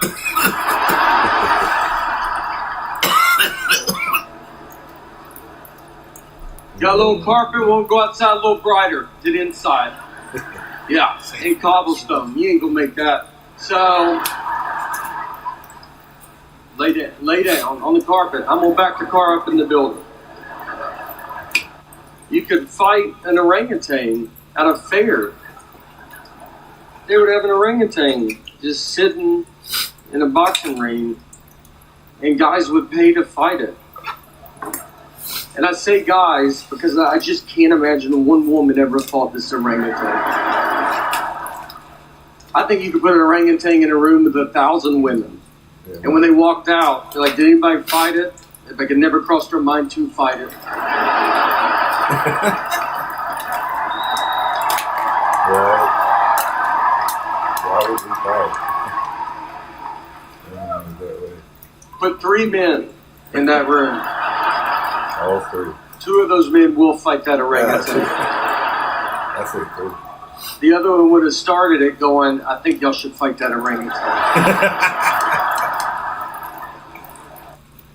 I can be wasteful. This is the quickest way to go from AI beginner to AI. If it were up to your man, and it isn't, what would you wear every day? Well, it won't be up to my husband, but because I wouldn't do it, but a second. Hey, Jerry. I need you to come downstairs. Help me get my stuff out of the car. What stuff? I just came from the Price Club. I'm loaded up, baby. Are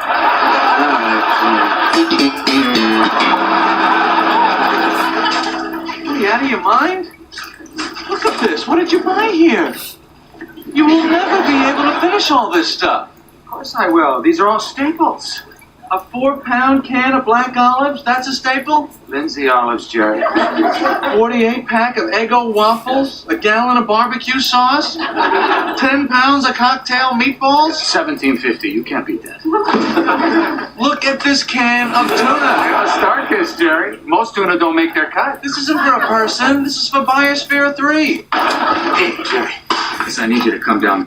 Crazy. You can't trust doctors either. They're all mixed up. You kidding? My proctologist used to be a photographer. Hey, he took x-rays, told me to bend over and say cheese.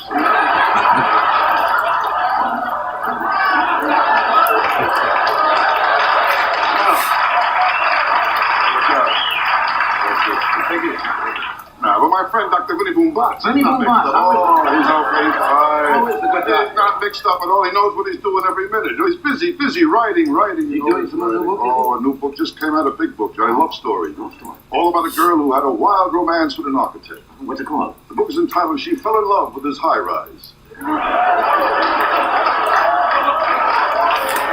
Too deep. Anyway, love is important. So blind dates are no good. Oh, blind dates are terrible. Trouble with blind dates? Oh, I had one blind date. The girl showed up. She had pigtails under her arm. Under her arm?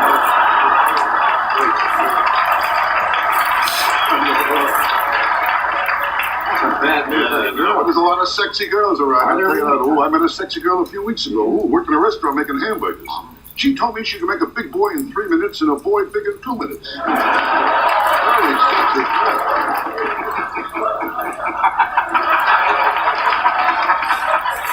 Now you meet girls, but you can't believe them. Of course not. I was with one girl, she said, I don't do this normally. I said, it's all right, I'm a little weird myself, you know.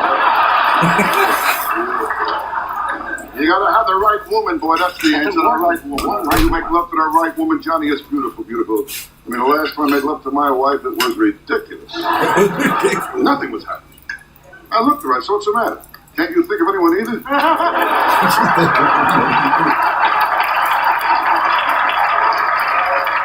That's enough talk about sex. No more sex, okay? I'll tell you all you hear is sex. With sex, I had it up to here. Yeah. Not lately, though, you know? Well, it's nice to know things are going just well. Things are going really as mixed up as ever, you know? Yeah. Sure. Now, but last week I was in rough shape, you know? Last week I saw my doctor. I told him, Doc, every day I wake up, I look in the mirror, I want to throw up. What's wrong with me? He said, I know, but your eyesight is perfect.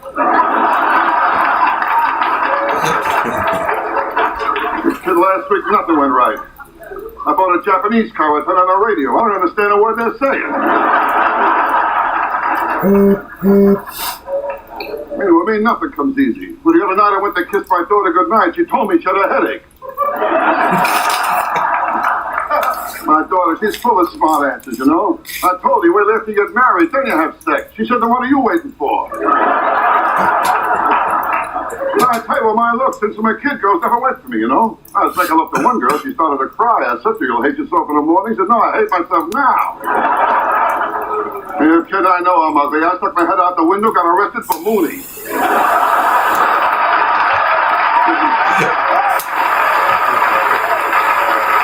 When I was a kid, I had plenty of pimples, too. One day I fell asleep in the library. I woke up, a blind man was reading my face. I haven't seen you for a while. Yeah, years. Well, I've been, you know, trying to keep working, trying to keep busy. You know, I opened a while, like I mentioned, Riviera Hotel. You know, I'll be sharing it with a great singer, Anne Murray, too. She'll be there, you know. She's really very good. She's Canada, isn't she? From Canada, yeah. Now I'll go back into February. I'll be at my club again, Dangerfield. It's going to take my home, New York. So I'll be in Dangerfield February, March, April, right through. What the heck? I'll be home, you know. And then, except for one job, I'll be working out in Bloomington, Minnesota again, you know. I was there before. Those are the three bosses right up there now, you know. Lucky Johnny never, you know that. Yeah. So I went out, I bought an inflatable girl. I got her pregnant.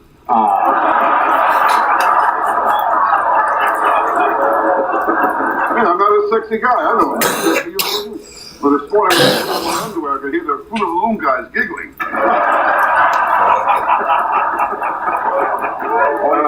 Never get girls, never get girls.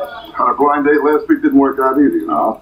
I mean, I've seen fat girls. This girl's ridiculous. She was so fat when she went jogging, she left a trail of potholes. I mean, she was fat girl. Oh, when she graduated high school, her picture was continuing on the next page. You know that. She was a fat girl. A large girl, big girl. This girl was fat and ugly. Ooh, was she ugly too? Ooh. How ugly? She was so ugly. I mean, she goes to the bank, they turn off the cameras. I mean, this girl was... When you're coming off drugs, I'll tell you that.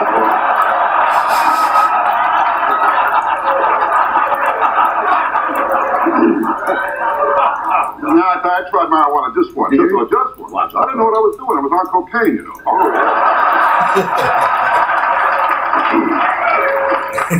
You're on cocaine, you don't know what you're doing. You're kidding. I was in a restaurant. I tried to snort the sugar off my cornflakes. Now, drugs are bad. They're bad for your health. You know that. Very bad. They have to import your health. How are you health? I'm kidding very. I'm not kidding. I'm getting old. Are you kidding? I'm at the age now. If I pass a surgical supply store, I can win and browse.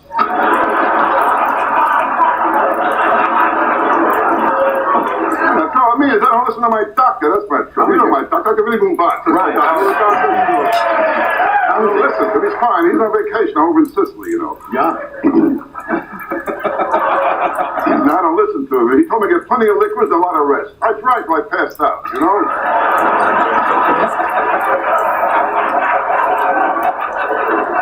Well, I was drinking last night. Ooh, I got loaded last night. I drank so much last night, Johnny mosquito bit me that it flew into a wall, you know? I'll tell you, I'm all right now. Last week I was in rough shape, though, you know? My wife's father, he moved in with us. I was an electronic pacemaker.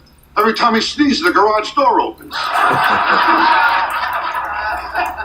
I saw my dentist, too, last week, another beauty. I said to him, Doc, look at my teeth, they're all getting yellow. He told me to wear a brown necktie. I'll tell you, last week was a rough week for me. I broke up my psychiatrist, too. He told me I'm going crazy.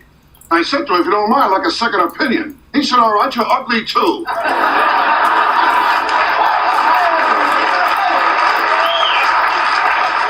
And then he told me to lay on the couch, face down. I tell you, on Halloween, that's when I know I'm ugly. I open the front door, kids give me candy. And girls, they don't like my looks either. Well, the other day, a girl was driving a one-way street. I yelled out, one way. She yelled back, no way. I don't know, I tell you, since I'm a kid, nobody wants me around, you know? I mean, the time I asked my old man, how can I get my kite in the air? He told me to run off a cliff. They would forget about all kinds of people there. Yeah. But this last week, a guy rotated my tires from my car to his. No, my neighbor's always problems, though. You kidding? My block is a beautiful children's zoo, you know? Last week, 4 kids escaped. I mean, always. No, but I'll tell you, kids are bad today, Johnny. They're bad today, Johnny. I'll tell you, my kid, too, full of smart answers, you know? But the other day I said to him, I says, you're young, you don't have it upstairs. He told me I was old, I don't have it downstairs. Now, I mean, people can drive you nuts, Johnny, you know? Yeah. The other night I went into a place, I asked the bartender for a double. He brought out some guy who looked like me.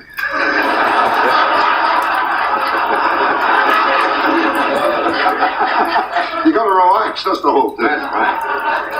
I can't relax, that's the whole problem. You kidding my friend, the doctor, Dr. Vinny Boombox, he knows how to relax. I was going to ask you about it. He's doing fine. He's glad you brought it up, too. Yeah. He's doing fine, you know. He's doing fine. He's busy, you know. His new book just came out. Oh, big book. All about hamburgers. About hamburgers? Hamburgers, yeah. The book's entitled, She Was in Love with a Quarter Pounder Until She Tried the Whopper. It's a very good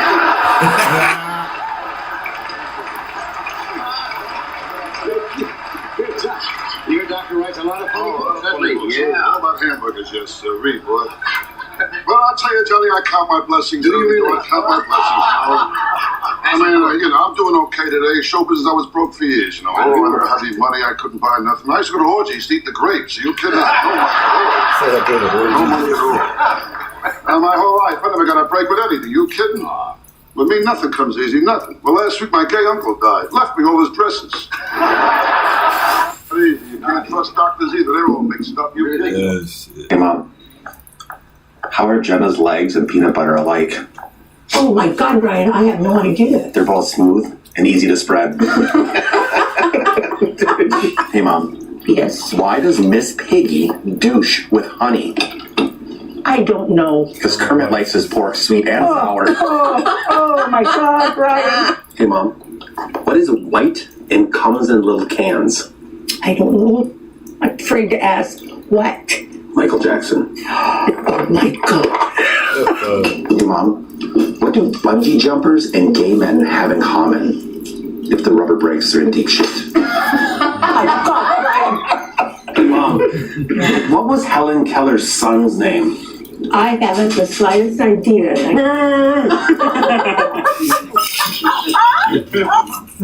Why do women close their eyes during sex? Because they can't stand to see a man having a good time. Hey, Mom. Why does the Avon lady walk funny? Because her lipstick. Oh, no. Hey, Mom. I don't know what I like and don't like to eat. I mean, someone be like, you want to try this? And I got to get her involved. I'm like, I don't think so. I don't know how long to microwave something. I have to ask her every time, as if her family invented the microwave. How long do we microwave this for? And she's like, do it till it's hot.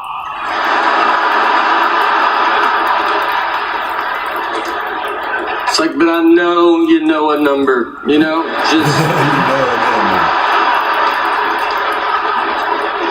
Just say the number.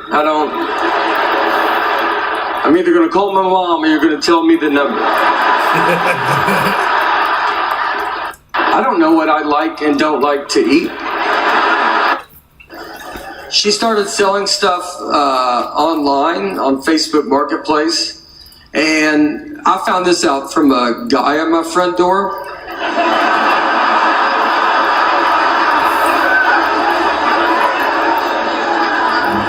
I don't even really know what it is. I think it's just putting your home address on the open internet. She doesn't sell used cars. There's like a big money coming in. She sells stuff that should be thrown away. She sold an old kid's folding chair for $5. Best case scenario, we receive $5. Worst case scenario? Worst case, our whole family is murdered.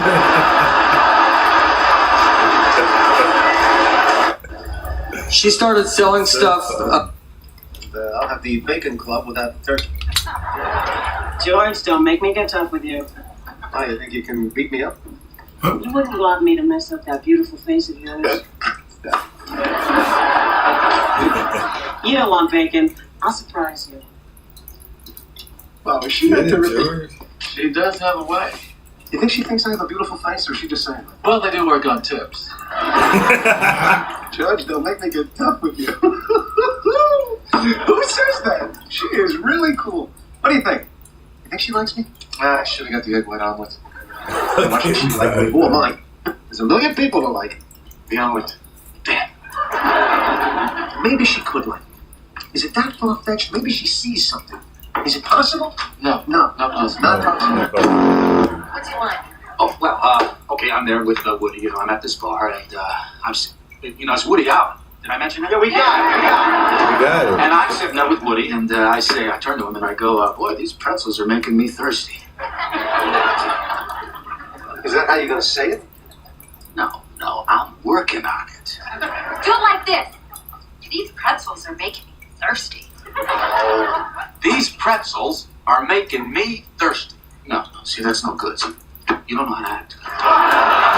These pretzels are making me thirsty. You had sex with the cleaning woman on your desk? Who are you? How did you do that? Hannigans. Hannigans? I was sitting there in the office, and the cleaning woman comes in. I've always been attracted to cleaning women. Cleaning women, chambermaids. Yeah, chambermaids. I'm attracted to them too. Why is that? It's a woman in your room. We got to order it 2 days in advance. You know, I'm going to call him. I'm going to order the duck for you. Kramer, huh?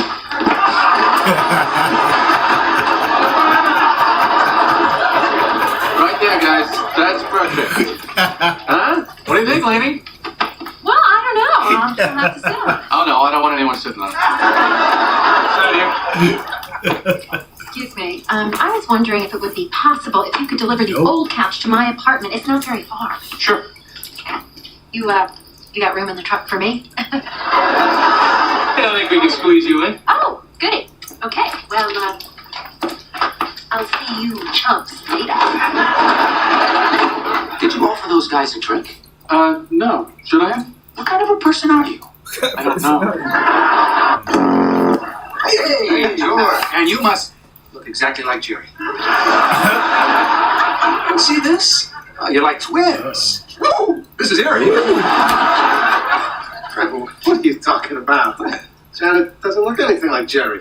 Well, maybe we do look a little like each other. No, what do you know about what you look like? I know what George, relax. Just because they look alike, that doesn't mean you're secretly in love with Jerry. We're going now. Bye-bye. Back here, George. Well, it's getting dark. I'll have the bacon club without turkey. George, don't make me get tough with you.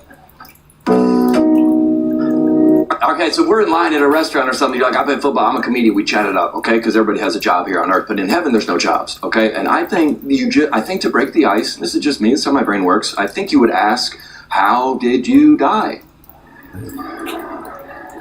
Wouldn't that be the first question you would want to know from everybody? How'd you die? I was in a hot air balloon accident. What? That's a how did you die? I was getting baptized. I got eaten by a crocodile. That's the wildest story I ever heard. You want to go up to heaven with something fun on your resume. No, because that's crazy because from like 2020 to 2022, a lot of people died of COVID. You know what I'm saying? Okay, well, let me say it this way. A lot of people died of a lot of things, and they said it was COVID, but now...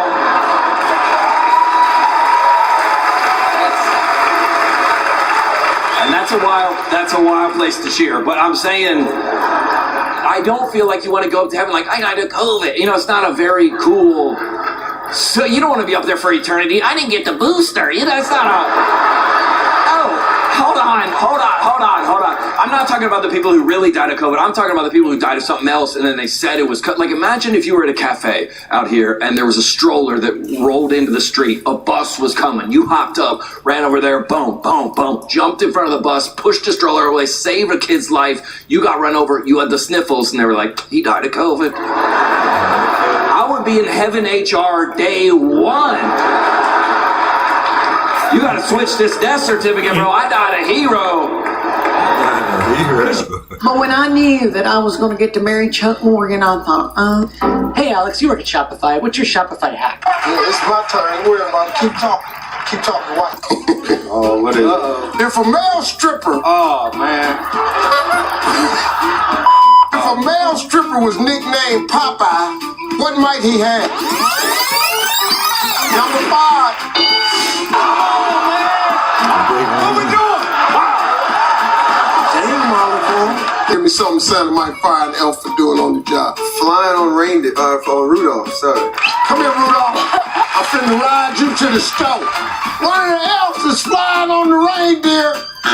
Name something the funeral director would hate to discover about the body they're about to bury. It's naked. I guess he ain't gonna want to do that part right there. Hey, somebody get in here and put some clothes on this man. I got some good news and I got some bad news. Which one you want first? I gotta go with the good news first. Go with the good news. Your wife put up a really, really big number. Now here's the bad news. You don't get this, you have to leave. You need 6 points.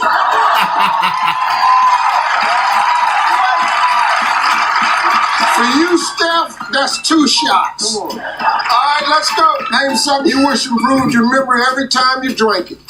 Milk. Survey said. Tell me what age a woman might say is the perfect age to get married. You said. Survey said.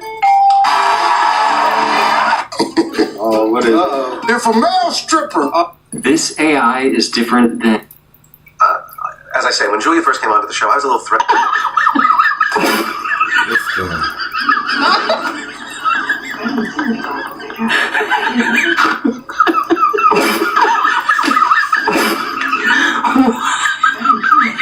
You ever think that? I don't know if you just don't show people the top shit, but all the videos, no one tries to stop them.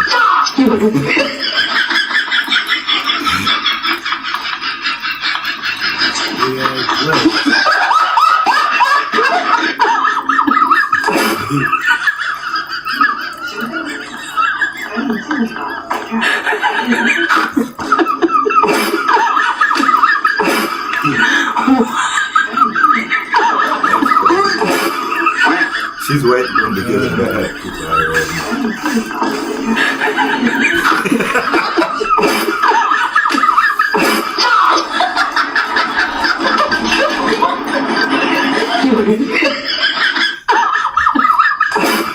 You owe the IRS a tax bill, and you're scared. You know, I was lucky enough, I got to co-headline some shows with Jerry Seinfeld. And now, I don't know if you know, but Jerry Seinfeld is extremely poor. No, Jerry did very well. Jerry doesn't really drink, but he knows I enjoy bourbon. And after our Charlotte show, Jerry, we were checking into our hotel, and there was a bar in the lobby, and Jerry said, "Hey, why don't we get a drink? You could get a bourbon." Jerry actually sounds like that. As we walked in the bar, I saw this wall of 100 bottles, and at the top there was a bottle of King of Kentucky, which is very rare. I'd never tried it. Among bourbon nerds, it's considered a unicorn. It's impossible to find. And I thought, oh, I'd love to get a King of Kentucky, but I realized it would be $75, maybe $100 a glass. And then I realized, you know what? Jerry Seinfeld can handle that. As we sat down, Jerry said, "Yeah, whatever you want." And I thought, oh, I'm gonna. Jerry got a Cavassier. I ordered the King of Kentucky. And I saw this waitress climb this ladder up and grab this beautiful bottle. And she brought it down and she poured it and she handed it to me and I tasted it. And it was pure euphoria. I felt like I was the King of Kentucky. which is ridiculous because we all know that's Colonel Sanders. Right? I then had this epiphany. I should have Jerry Seinfeld try King of Kentucky. Jerry will become a bourbon drinker because of me. Then we can go out drinking expensive bourbon and Jerry can pay for it. I said, Jerry, you gotta try this. Jerry tasted it and he said, I don't like it, it's not good, but get another one if you want. And I thought, oh, I'm gonna. So I got another one and it was even better. Then the check came and Jerry was looking at it strangely and I said, is there a problem? And Jerry said, your King of Kentucky's cost $500 a pop. Now there are a couple of things you can do in that situation. I should point out Jerry's a friend, but more importantly, he's someone I respect. So I could have said, Jerry, that's ridiculous. Let me pay. But all I said was, sorry, Jerry. Boom, ba-dum, boom, ba-da-da-da. It was like I was in my own personal Seinfeld episode. My dad goes to the hospital all the time. I mean, he has surgery 8 times a year, probably. He loves it. He loves it. He loves it. The doctor will go, look, you could just stretch. And he goes, let's just do the surgery. He had surgery because he was addicted to Afrin, the nose spray. Yeah. Look, I got addicted to Afrin as well. I would honestly tell you, if you don't know what it is, I would tell you not to get involved. It's one of the best things I've ever been part of. When I was on it too, my wife was furious. I had to try to hide it from her. She could hear it from 3 blocks away, just one little puff. What's that?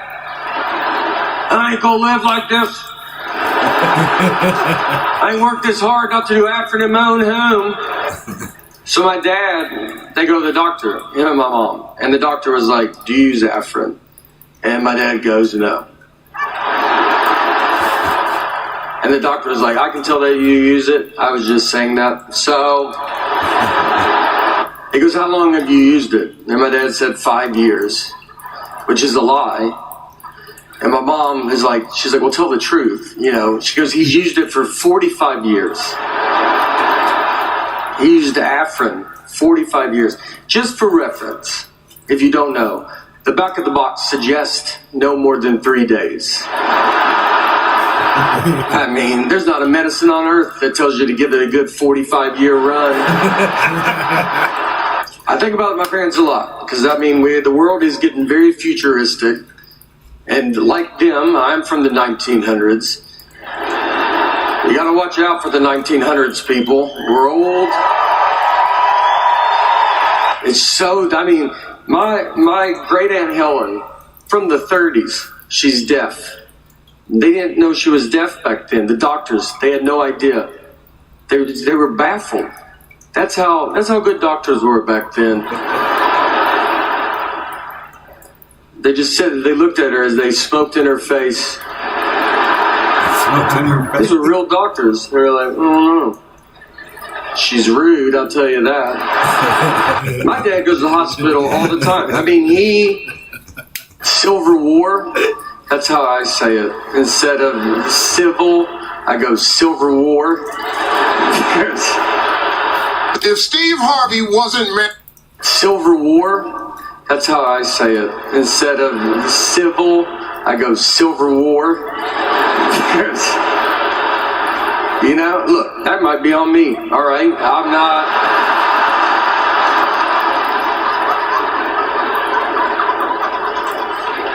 I tell you, I don't even know anything about the Civil War. I don't know anything about history. And I can tell because every history movie I watch on the edge of my seat.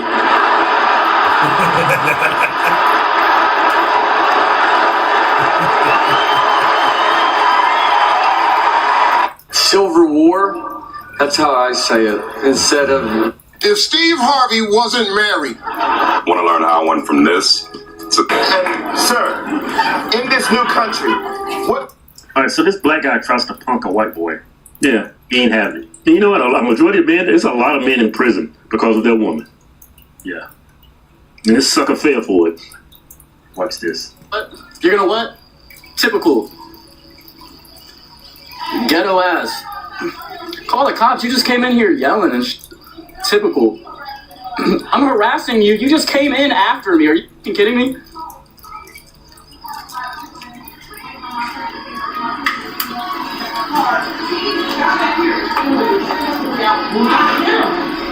She's taking up 2 parking spots. I didn't say anything to her. She took up 2 parking spots, rolled the window down, and then you come in here after me and claim I'm harassing you.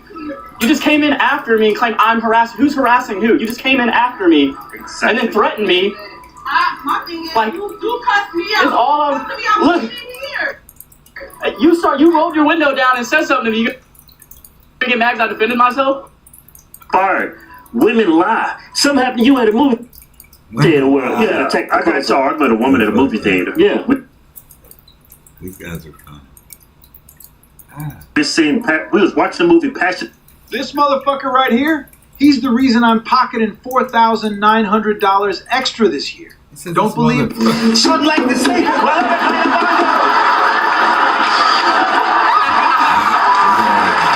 Monkeys. The 10 Commandments. Here's my problem. Why are there 10? You don't need 10. I think the list of commandments was deliberately and artificially inflated to get it up to 10. It's a padded list. Here's what they did. About 5,000 years ago, a bunch of religious and political hustlers got together to try to figure out how to control people, how to keep them in line. They knew people were basically stupid and would believe anything they were told, so they announced that God had given them some commandments. Up on a mountain, when no one was around, God had given them the 10 Commandments. But let me ask you this. When they were sitting around making this shit up, why did they pick 10? Why 10? Why not 9 or 11? I'll tell you why. Because 10 sounds official. 10 sounds important. They knew if it was 11, people wouldn't take it seriously. So what, are you kidding me? The 11 Commandments? Get the fuck out of here. But 10 sounds important. 10 is the basis for the decimal system. It's a decade. It's a psychologically satisfying number. The top 10, the 10 most wanted, the 10 best dressed. So having 10 commandments was really a marketing decision. And to me, it's clearly a bullshit list. It's a political document artificially inflated to sell better. The 10 Commandments.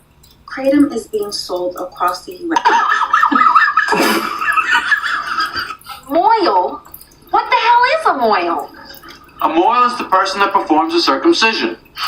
Where am I? I'm gonna press this. Don't touch that, please.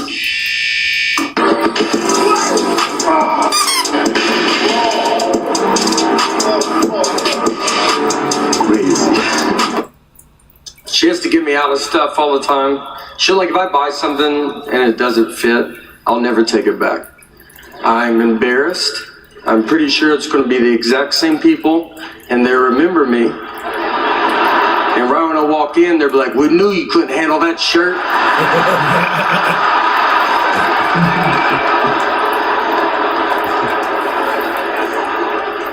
She takes back groceries to the grocery store. Yeah, food. Honestly, I don't think it's allowed. I think she's bullying these 15-year-old children. They don't know what to do. I mean, their mom walks in being like, your bananas got weird too quick. And they're like, what? You picked them out. They're not mine. What are you talking about?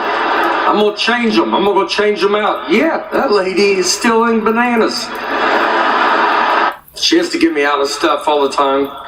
I went up to this guy and I was like, hey man, do you guys sell hammocks? And he was like, what's a hammock? And it threw me off enough that I was like, am I saying it wrong? I was like, I think I'm saying it wrong, because you know what it is. And I was like, is it hammock with a T? Does that sound right? Like, do you guys sell hammocks? And he was like, we're out of hammocks. We're out of it. It's hammock season. And I left, went to my car, Googled where to buy a hammock, Google was like, do you mean hammock? It's like, I sure do, Google. Where were you at during all of this? The other embarrassing part of that is, so it happened, and then I called like a comic buddy of mine to tell him the story, and I was like, this is funny, right? But then I asked him, I was like, hey, do you think if I tell people I was buying a hammock, is that going to come off like I'm bragging? Like, for some reason, in my head, that's just like a wealthy purchase. Like, that's a hammock at Walmart. Like, an audience would be like, whoa, all right, I didn't know we were just hearing about how good you're doing. Man, what's it like to have two trees that close together? I got a reversible jacket at home, and I have two of them because I didn't know it was reversible. Bought them at the same time. Tried them both on separately. Like the black one, thought might as well get the blue one too. Went and laid them up there, and I remember they go, "Are you sure?" I go, "Yeah, I think I know what I'm doing here, right?" So I go in to a Starbucks. And I get to the front, and I was like, I'll take an iced coffee with cream. She goes, with cream? I go with cream. And then she goes, iced coffee with cream? I go, iced coffee with cream. She goes, with cream? I go with cream. And she said it one more time. She said, so iced coffee with cream? And at that point, I should have said, what's going on right now?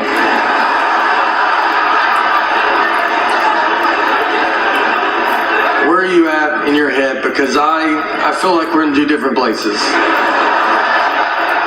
But I was nervous, and there was people behind me, and I was like, cream or no cream? Honestly, I went up to this guy, and I was like, hey, man. Don't go out with the mafia, because you can't buy them dinner. The motherfuckers, like, they always like to take entertainers to dinner, and they take you to dinner, and they pick up the check all the time, right? And if you get mad, you know, you say, let me buy the check tonight. God damn it, you guys buy me dinner every night. Hey, the kid, let me tell you something. We're crime, and crime don't pay.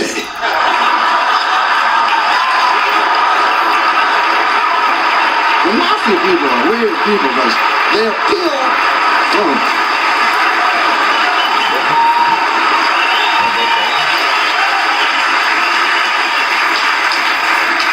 They appeal to your intellect. They do. The motherfuckers appeal saying, you're an intelligent person, aren't you? And you realize that it's very difficult to walk without knees.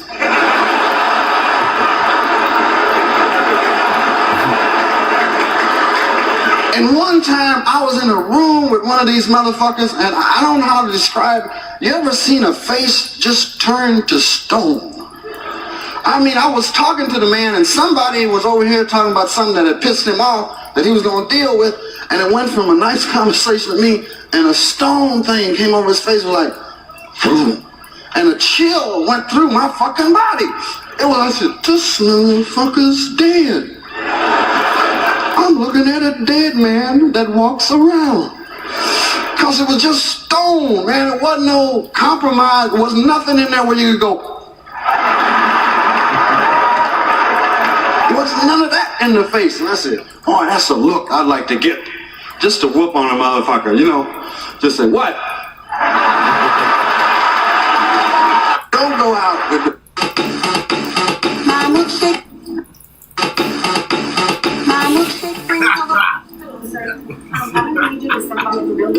I'm going to after I'm done with this. Sounds good. Yeah. I'm not going to be... I got hit as a kid, not Hallmark movie level.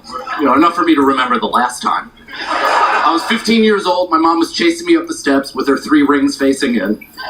But again, I'm 15, so I'm basically the size of a strong, independent woman. And I remember having that realization. I was like, wait a second, I'm too powerful for this. So I turned like J-Lo in Enough. I was like, this ends now! My mom threw a hand at me, I caught it. She threw another hand at me, I caught it. I go, what now, Kate? So she screamed for my father. She goes, Kevin! Michael just tried to throw me down the stairs. She fucking lied! She lied while staring me in the eyes. And my dad is 6'2", 265, asleep in his bedroom like a goddamn polar bear. He hears his name and is like, gets up, starts ambling up the steps. I sprint up the stairs, slam the door behind me. My dad fucking Kool-Aid Man's right through the door. stepped right on my masturbation towel that was immediately behind my door and rock hard, so it acted like road spikes. There's my dad in full 5th gear sprint. He catches a flat, turned around to see what it is, turned back to me, raised his hand, looked back at the towel, looked back at me, goes, no. Dry heave. Walked out and I was never hit ever again. I got hit as a kid, not Hallmark movie level. It's like a video game, but you're inside it. If you're in Kansas City. Hello, how are you? Morning, guys. Morning, guys. Okay, and what pump, sir? The only fucking car out there. That. The only fucking car out there. Hey! What's up? Georgia's dating a convict. Oh! What's she in for? Embezzlement. Sounds like a nice girl. Sherry, sorry if I put some... My mom used to steal some stuff, like sugar, sweet and low, shit like that. But the ante has been upped. Like she goes, will you reach in my purse and get my glasses? I go, yeah, sure. So I reach and I went, ooh. She goes, oh, that's the chicken.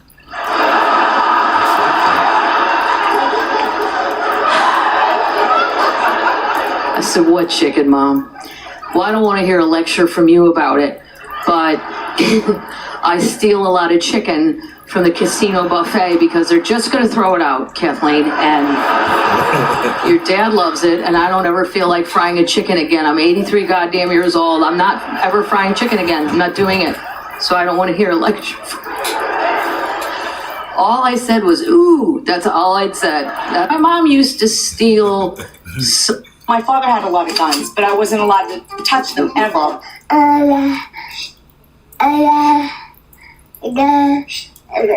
My next claim is it is not worth the costs of gun deaths every year to have the Second Amendment.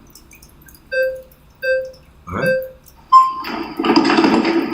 Ooh. All right, well, first, you made the claim, so...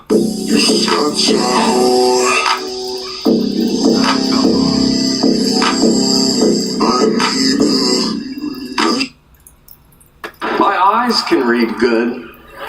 It's my brain. My eyes are such good readers. I feel so bad because they're attached to this dumb brain. I mean, they're looking at these words, you know, like, you're not getting any of this, man? That's the 5th time we've read that sentence. Let's try another one. Let's try another one.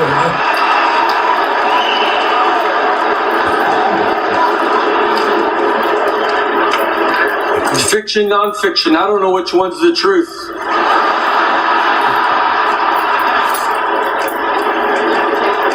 I read every book as the truth, is how I handle it. And from what I can tell, we have a pretty big wizard problem in this country right now.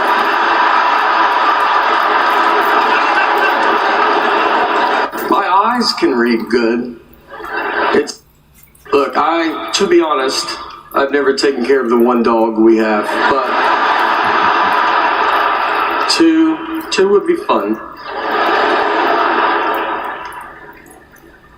Our dog sleeps in our bed, and someone told me you're not supposed to do that because you lose dominance over the dog. And I asked him, I said, what year do you think it is?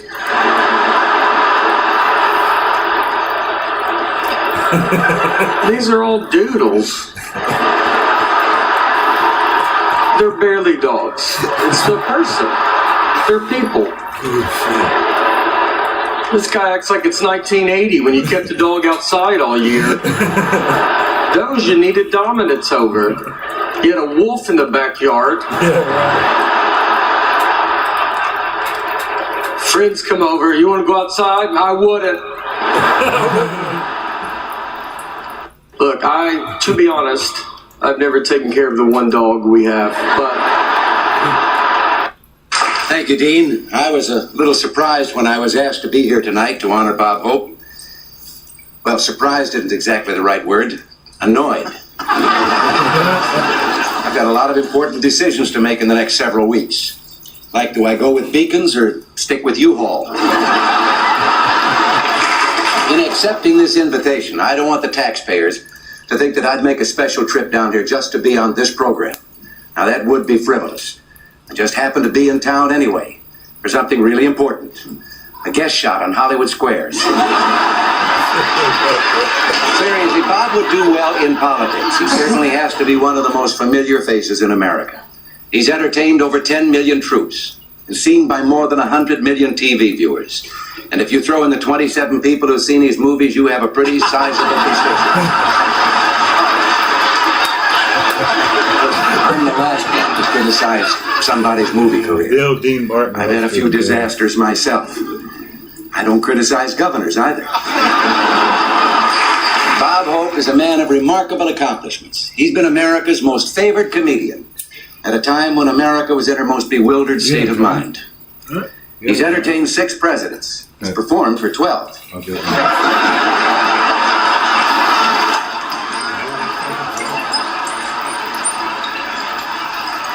Seriously, Bob, I know that over the years you've received many tributes and awards, and it gives me great pleasure to tell you that in honor of this occasion, the state legislature has unanimously passed a bill naming you California's foremost citizen. I vetoed it. If you're missing 5 or more teeth... People love horror movies because teenagers, they love to pay to be frightened. I go, that's because they have not lived long enough to know that real life will scare the shit out of you. There is no reason to go pay to be scared. Because at this age, I could care less if a vampire walked in my house. I truly wouldn't even blink an eye. But look at this mole. Yeah, that scares me. Look at that mole. Yeah. It's got ridges on it now. It didn't 3 weeks ago. Really? You're going to pay to be scared? I'll scare you. Here's a letter from the IRS. Do you want to open that now or after you've eaten lunch and you can vomit your $8 lunch special? I'm not afraid of a burglar. I'm afraid of the mailman. That's who I'm afraid of. That son of a bitch hasn't brought anything good to my house since I was 10. That's the last time I got a birthday card with money in it. That was it. Ever since then, nothing. People love horror movies because teenagers, they love to pay to be frightened. I go, that's because they have not lived long enough to know that real life will scare the shit out of you. There is no reason to go. My mom, she would always say shame. This is what she'd say. We'd be at the traffic lights and there'd be a homeless person. Black, but the white one, People love horror. My mom. Hey, Christy, you work at Shopify. I can't seem to sell anything. What do? Have you tried checkout customization? Some kid's gonna come up to you. He's gonna make fun of you. What are you gonna do? You gonna cry about it? No, not my son. You're gonna make him regret saying that to you. You're gonna make him cry about it. That's what you're gonna do. So he molded me. He trained me. He prepared me like Yoda and Luke Skywalker. The sizes were reversed, but you get the idea. So by the time I got to kindergarten, I was a trained verbal assassin. I walked into kindergarten with some swag like, I hope someone fucks with me today. And someone did. Someone did fuck with me. I will never forget this. First day of school, we're all lined up, right? And we're taking roll. This kid runs out of line in front of the entire class, runs right up to me, points his finger in my face and goes, ha ha, you're little. I looked at him and went, ha ha, your mom doesn't live with your dad anymore. Tears. I live in California. I had a 50-50 shot at getting that one right. So he starts crying. I get sent to the principal's office. I'm sitting there in the office. It's me, it's the principal, it's the kid. Kid's still crying because he's a bitch. And then the principal looks at me and goes, I can't believe you made him cry. I'm calling your father.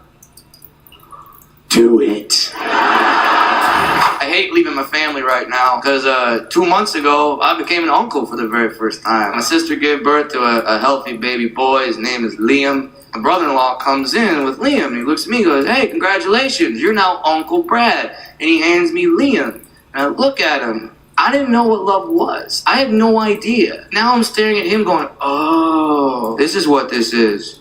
I love you. I love you unconditionally and without prejudice And you have done absolutely nothing to deserve this love. Nothing. Your life resume reads shit once. That is it. But I love you, and I'm having this moment of realization of the most powerful emotion in human existence that my dad from the back of the room just yells out, "You know who's gonna be wearing your clothes in like 2 weeks?" Understand? My wife loses her cell phone 20 times a day. She has 2 phones so she can find the other phone. Luckily, she's in her own circle of 5 friends, so it's cheaper. I thought with all the cell phones she'd get all the talking out, but she doesn't. We still got to talk, you know. Women have to talk. It's a scientific fact. I'm not being sexist. Women use more words per day than men. It's not like 12 more. It's like thousands more. And if you don't get them out, they build up like rollover minutes. We pay the penalty. My wife loses her cell phone 20 times a day. You can qualify for tax forgiveness in 90 seconds. There are parts of my body I'm happy are falling apart. That might seem weird to say, but I finally started getting less erections, which I'm really happy about. Like, this thing has been the bane of my existence since I was 12 years old, all right? Since I was 12, this thing just shows up uninvited, unannounced, just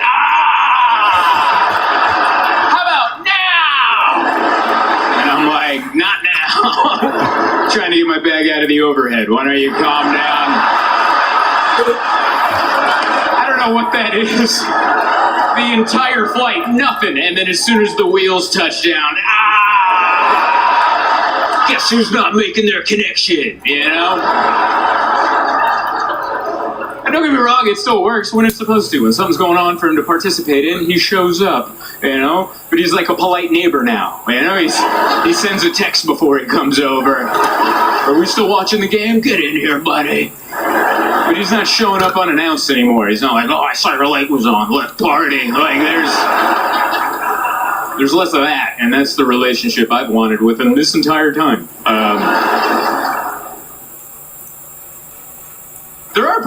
That is when I know I was in a bad neighborhood. You only see this in the worst neighborhoods. Remember, it's 3 o'clock in the morning. It's 3 o'clock in the morning.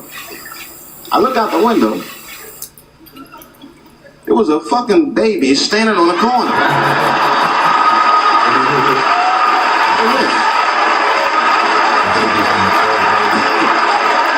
And the baby didn't even look scared. He was just standing there.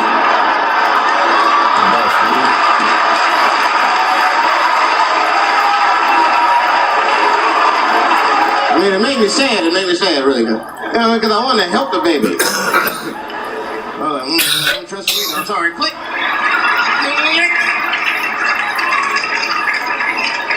The old baby on the corner trick, eh? You're not gonna fall for that shit. That is when I know I was in a bad neighborhood. Oh, come on, just tell me your code already. What is it? I am not giving you my code. I can guess. Yeah, right. Oh, all right. Yeah. Let's see. Well, we can throw out birthdays immediately. That's too obvious. And no numbers for you. Or a word man. All right, let's go deeper. What kind of man are you? You're weak, spineless, a man of temptations. But what tempts you? Huh? You're a portly fellow. A bit long in the waistband. So what's your pleasure? Is it the salty snacks you crave? No. Yours is a sweet tooth. Oh, you may stray, but you'll always return to your dark master, the Go-Go Bee. No, and only the purest syrup nectar can satisfy you. I gotta go. If you could, you'd guzzle it by the gallon. Ovaltine, Hershey. Oh, come on, just tell me your code already. What is it? I am. So everyone should take their meds and chill. They're beating on him like he stole Christmas. I don't like to brag about the expensive... If you lost $250,000 or more to a crypto scam, you may be entitled to significant compensation. Newly married, engaged folks? Anybody? Newly married? Engaged? Yeah? Alright, you're not excited. Newly married or engaged? Newly married. Newly married. How long you been married? A year, almost. So, 11 months? Last November.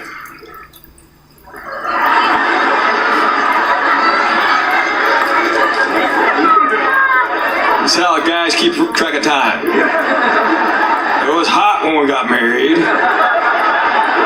It's getting hot again. About a year. You could have done yours by Thanksgiving, man. I don't know. So you've been married 7 months-ish. Okay, that's not even close to a year. Newly married, engaged folks? Anybody? Newly married? Engaged? Yeah? All right. Where I'm from, Waffle House is a special place. We go there when we're blacked out and after baptisms. It does the whole thing for us.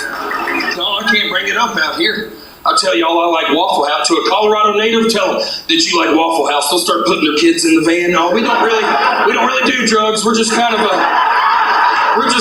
fun little group. We're kind of a national park pack, if you know what I mean. Everybody get in the car. This guy's got a gun. Everybody get in. He's gonna try to take our copper. Get in the car. Where I'm from, Waffle House is a special place.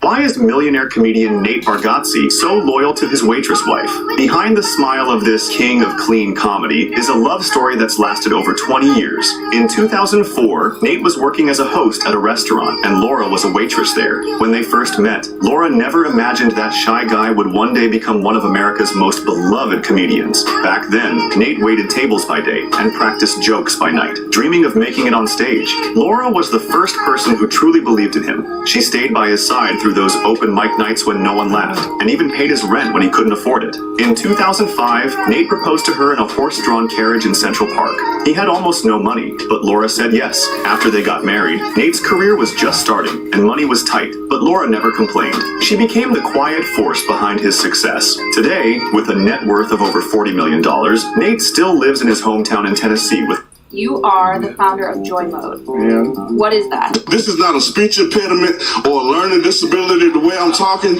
I'm just from Georgia. This is just how we sound. You don't have to clap, I escape. That we're staying at. They have a very basic thing that they do. They have a little cardboard sign that hangs on the towel rack in the bathroom. All it says is, please help save water by reusing your towel. And on the back it has a diagram and it shows you the millions of gallons of water that are saved every year when people reuse their towel. I reuse them at home. I got no problem doing that at the hotel. It's my towel. Some people don't want to reuse their towels. They're like, that towel's dirty. Well, if that towel's dirty, then you suck at showers. Because theoretically, that white towel should be white every single time you use it. But no, people like to roll it up and then go expert mode with it. And now you waste more water trying to get that out. Like I said, some places are good at teaching us how to save energy, save water. Some places are horrible at it. I was at a university not so long ago, very close to here. And this university has a lot of money. So much so that they have their own private police department that's on campus. It's only for the campus. Now that's not a big deal. There's a lot of colleges that have their own on-campus police. The difference is this college, somehow or another, wound up giving the police department Priuses to use for their patrol cars. Now, some of you already know the university. Now, look, this is not even a joke. My thing is that if you're an officer of the law, it's your job to fight crime. The first thing that people see when you arrive on a scene is your mode of transportation. Your vehicle needs to establish dominance of the situation before you set one foot outside. In California, over 65% of California highway patrol officers now drive SUVs. So when you get stopped over there, you feel it. You're intimidated by it. And people jump out on the freeway. Don't kill me! Now, imagine getting stopped by... Don't let me get stopped by a cop in a Prius with attitude. You know why I stopped you? Because I let you.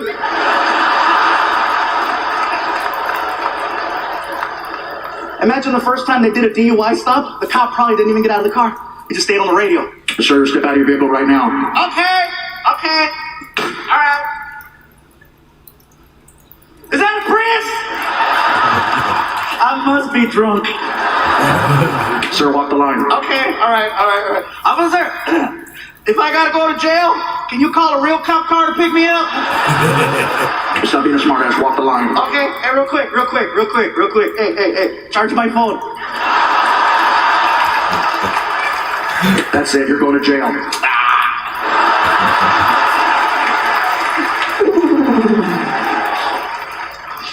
Don't open a business banking account before watching this video. Maybe we could just make some adjustments. I'm not saying change the whole thing, just some. One opinion I do. What sets our process. Week and a half into my father-in-law's visit, I hear. Do you visit here often? Oh, I'm in New York almost every other week at least. There's Quietly, always though. something happening in New York, so you can't avoid coming to New York. You've discovered it's a fun city? Well, I haven't quite discovered that side of New York. Being a Baptist clergyman, they keep me involved in other areas. Right. Your home is actually in Atlanta, Georgia. Have you lived there all your life? I was born in Atlanta and went to school in Atlanta through college, and then I went to theological seminary and graduate school in the north, in Pennsylvania and in Massachusetts, and then I went back to the south for my first pastorate in Montgomery, Alabama, where I lived for 6 years. And then I returned to Atlanta in 1960, and I've been there ever since. Do you have a church at this time in Atlanta? Yes, I am the co-pastor of the Ebenezer Baptist Church in Atlanta, and my father is pastor, so we are working together there as a team.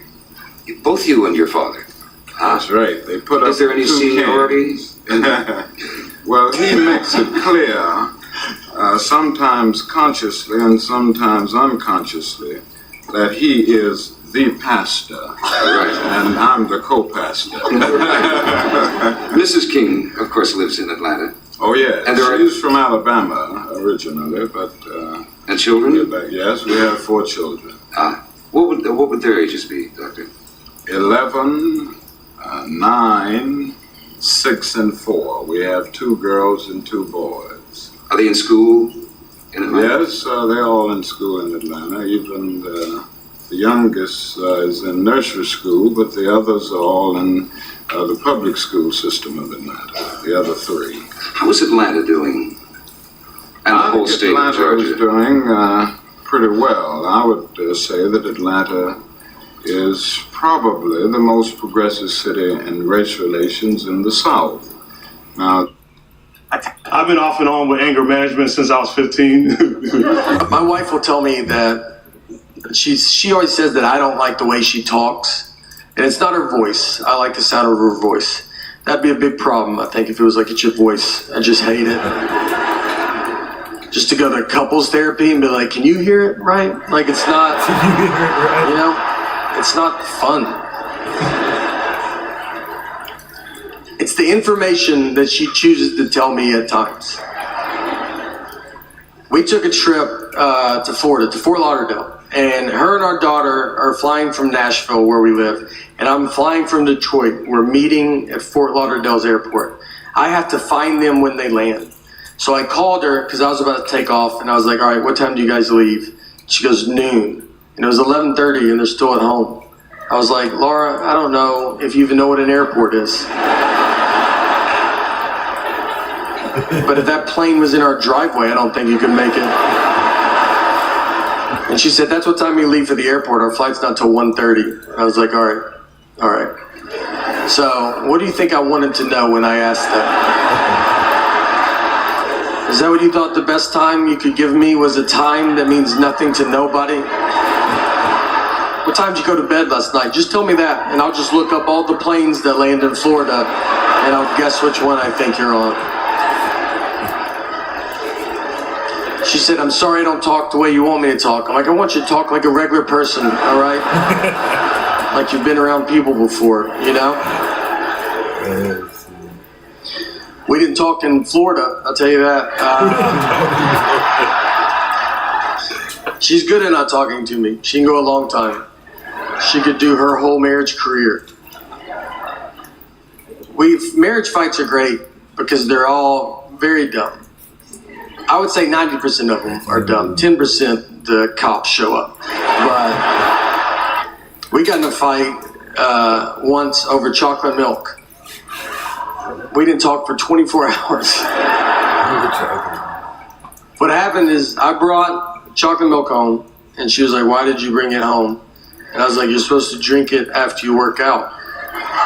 And she was like, "That's not true." And I was like, "Well, there's a commercial on TV. They probably looked into it more than you did." So I decided to listen to them. And she said, "That's just the milk people pushing chocolate milk." And I was like, "You don't even know what that statement means.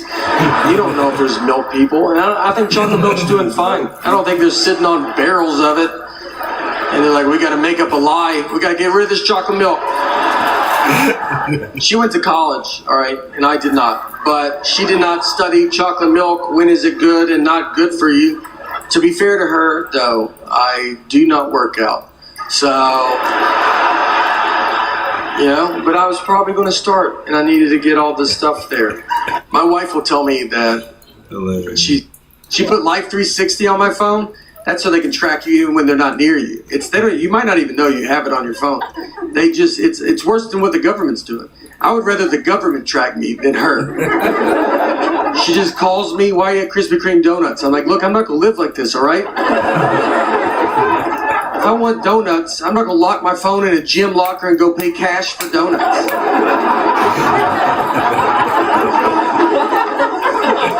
I've done it, but I'm not gonna do it every time. God forbid I go to a store she has a coupon for. I mean, I'll be walking into the parking lot, just get a call, "Don't buy anything, I have a coupon." I'm like, "Do you think I'm gonna come home and get that coupon? Is that what you think's about to happen?"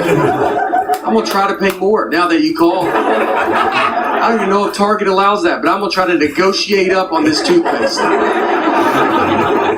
You better hope they don't ask me to round up. I'm rounding up.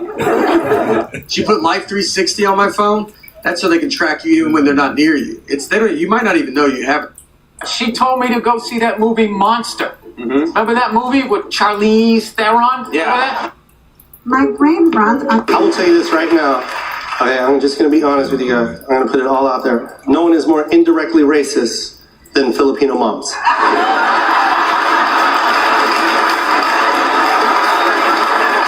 My sister's about to marry her fiance. He's darker than you.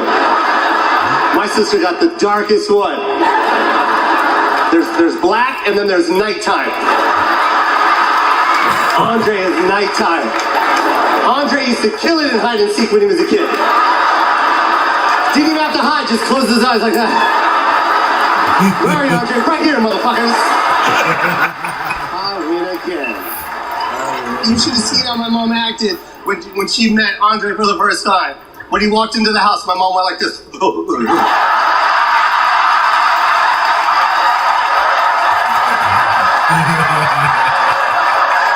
Put my purse in the room. Put my purse in the room. I got so mad at my mom. I took her to the kitchen. I was like, "Mom, are you kidding me? Just because he's black, you want me to put your purse in the room? Are you kidding me right now?" And then she got mad at me and made me feel like the racist.